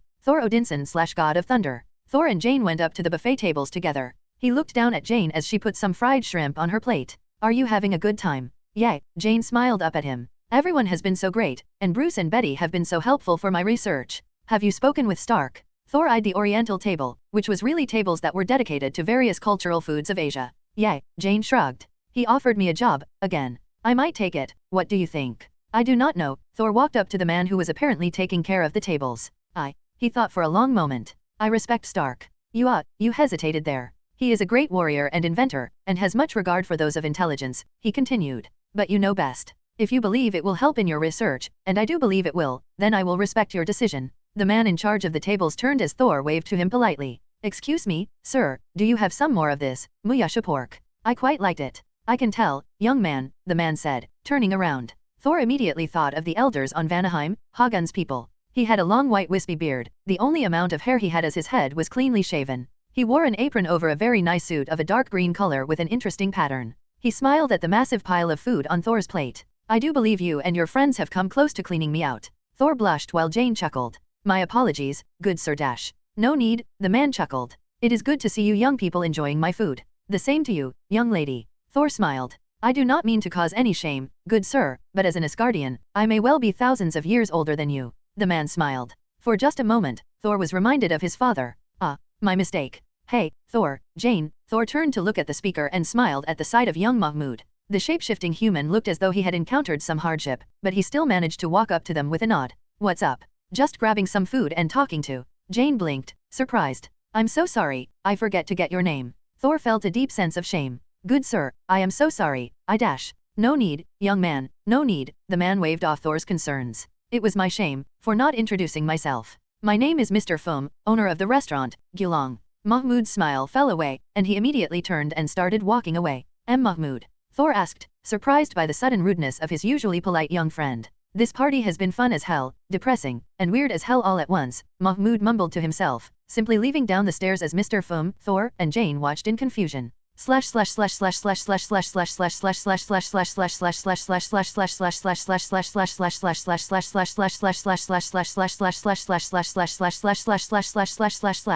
Author's note, so, yeah, Foggy is drinking with the gods, because Foggy is fucking awesome. Matt and Nat are spending some time together. Matt, you horn dog. Nat, you horn dog. I honestly wasn't a fan of their relationship in the comics at times, but the idea they'd be, if not in love, then at least interested in each other is something I see as a possibility. Oh, and Creel prefers diamonds to gold, something to remember for his birthday, save the date. And the song Steve was listening to with Sif was, among others, more in line with what he heard as a kid. Lose Yourself, a cover by Robin Adele Anderson, and Hun Nuguran by Batsorig Vonchig and Ollie. I figured Tony would be the type to, if he did go all out with it, get songs that his friends would appreciate.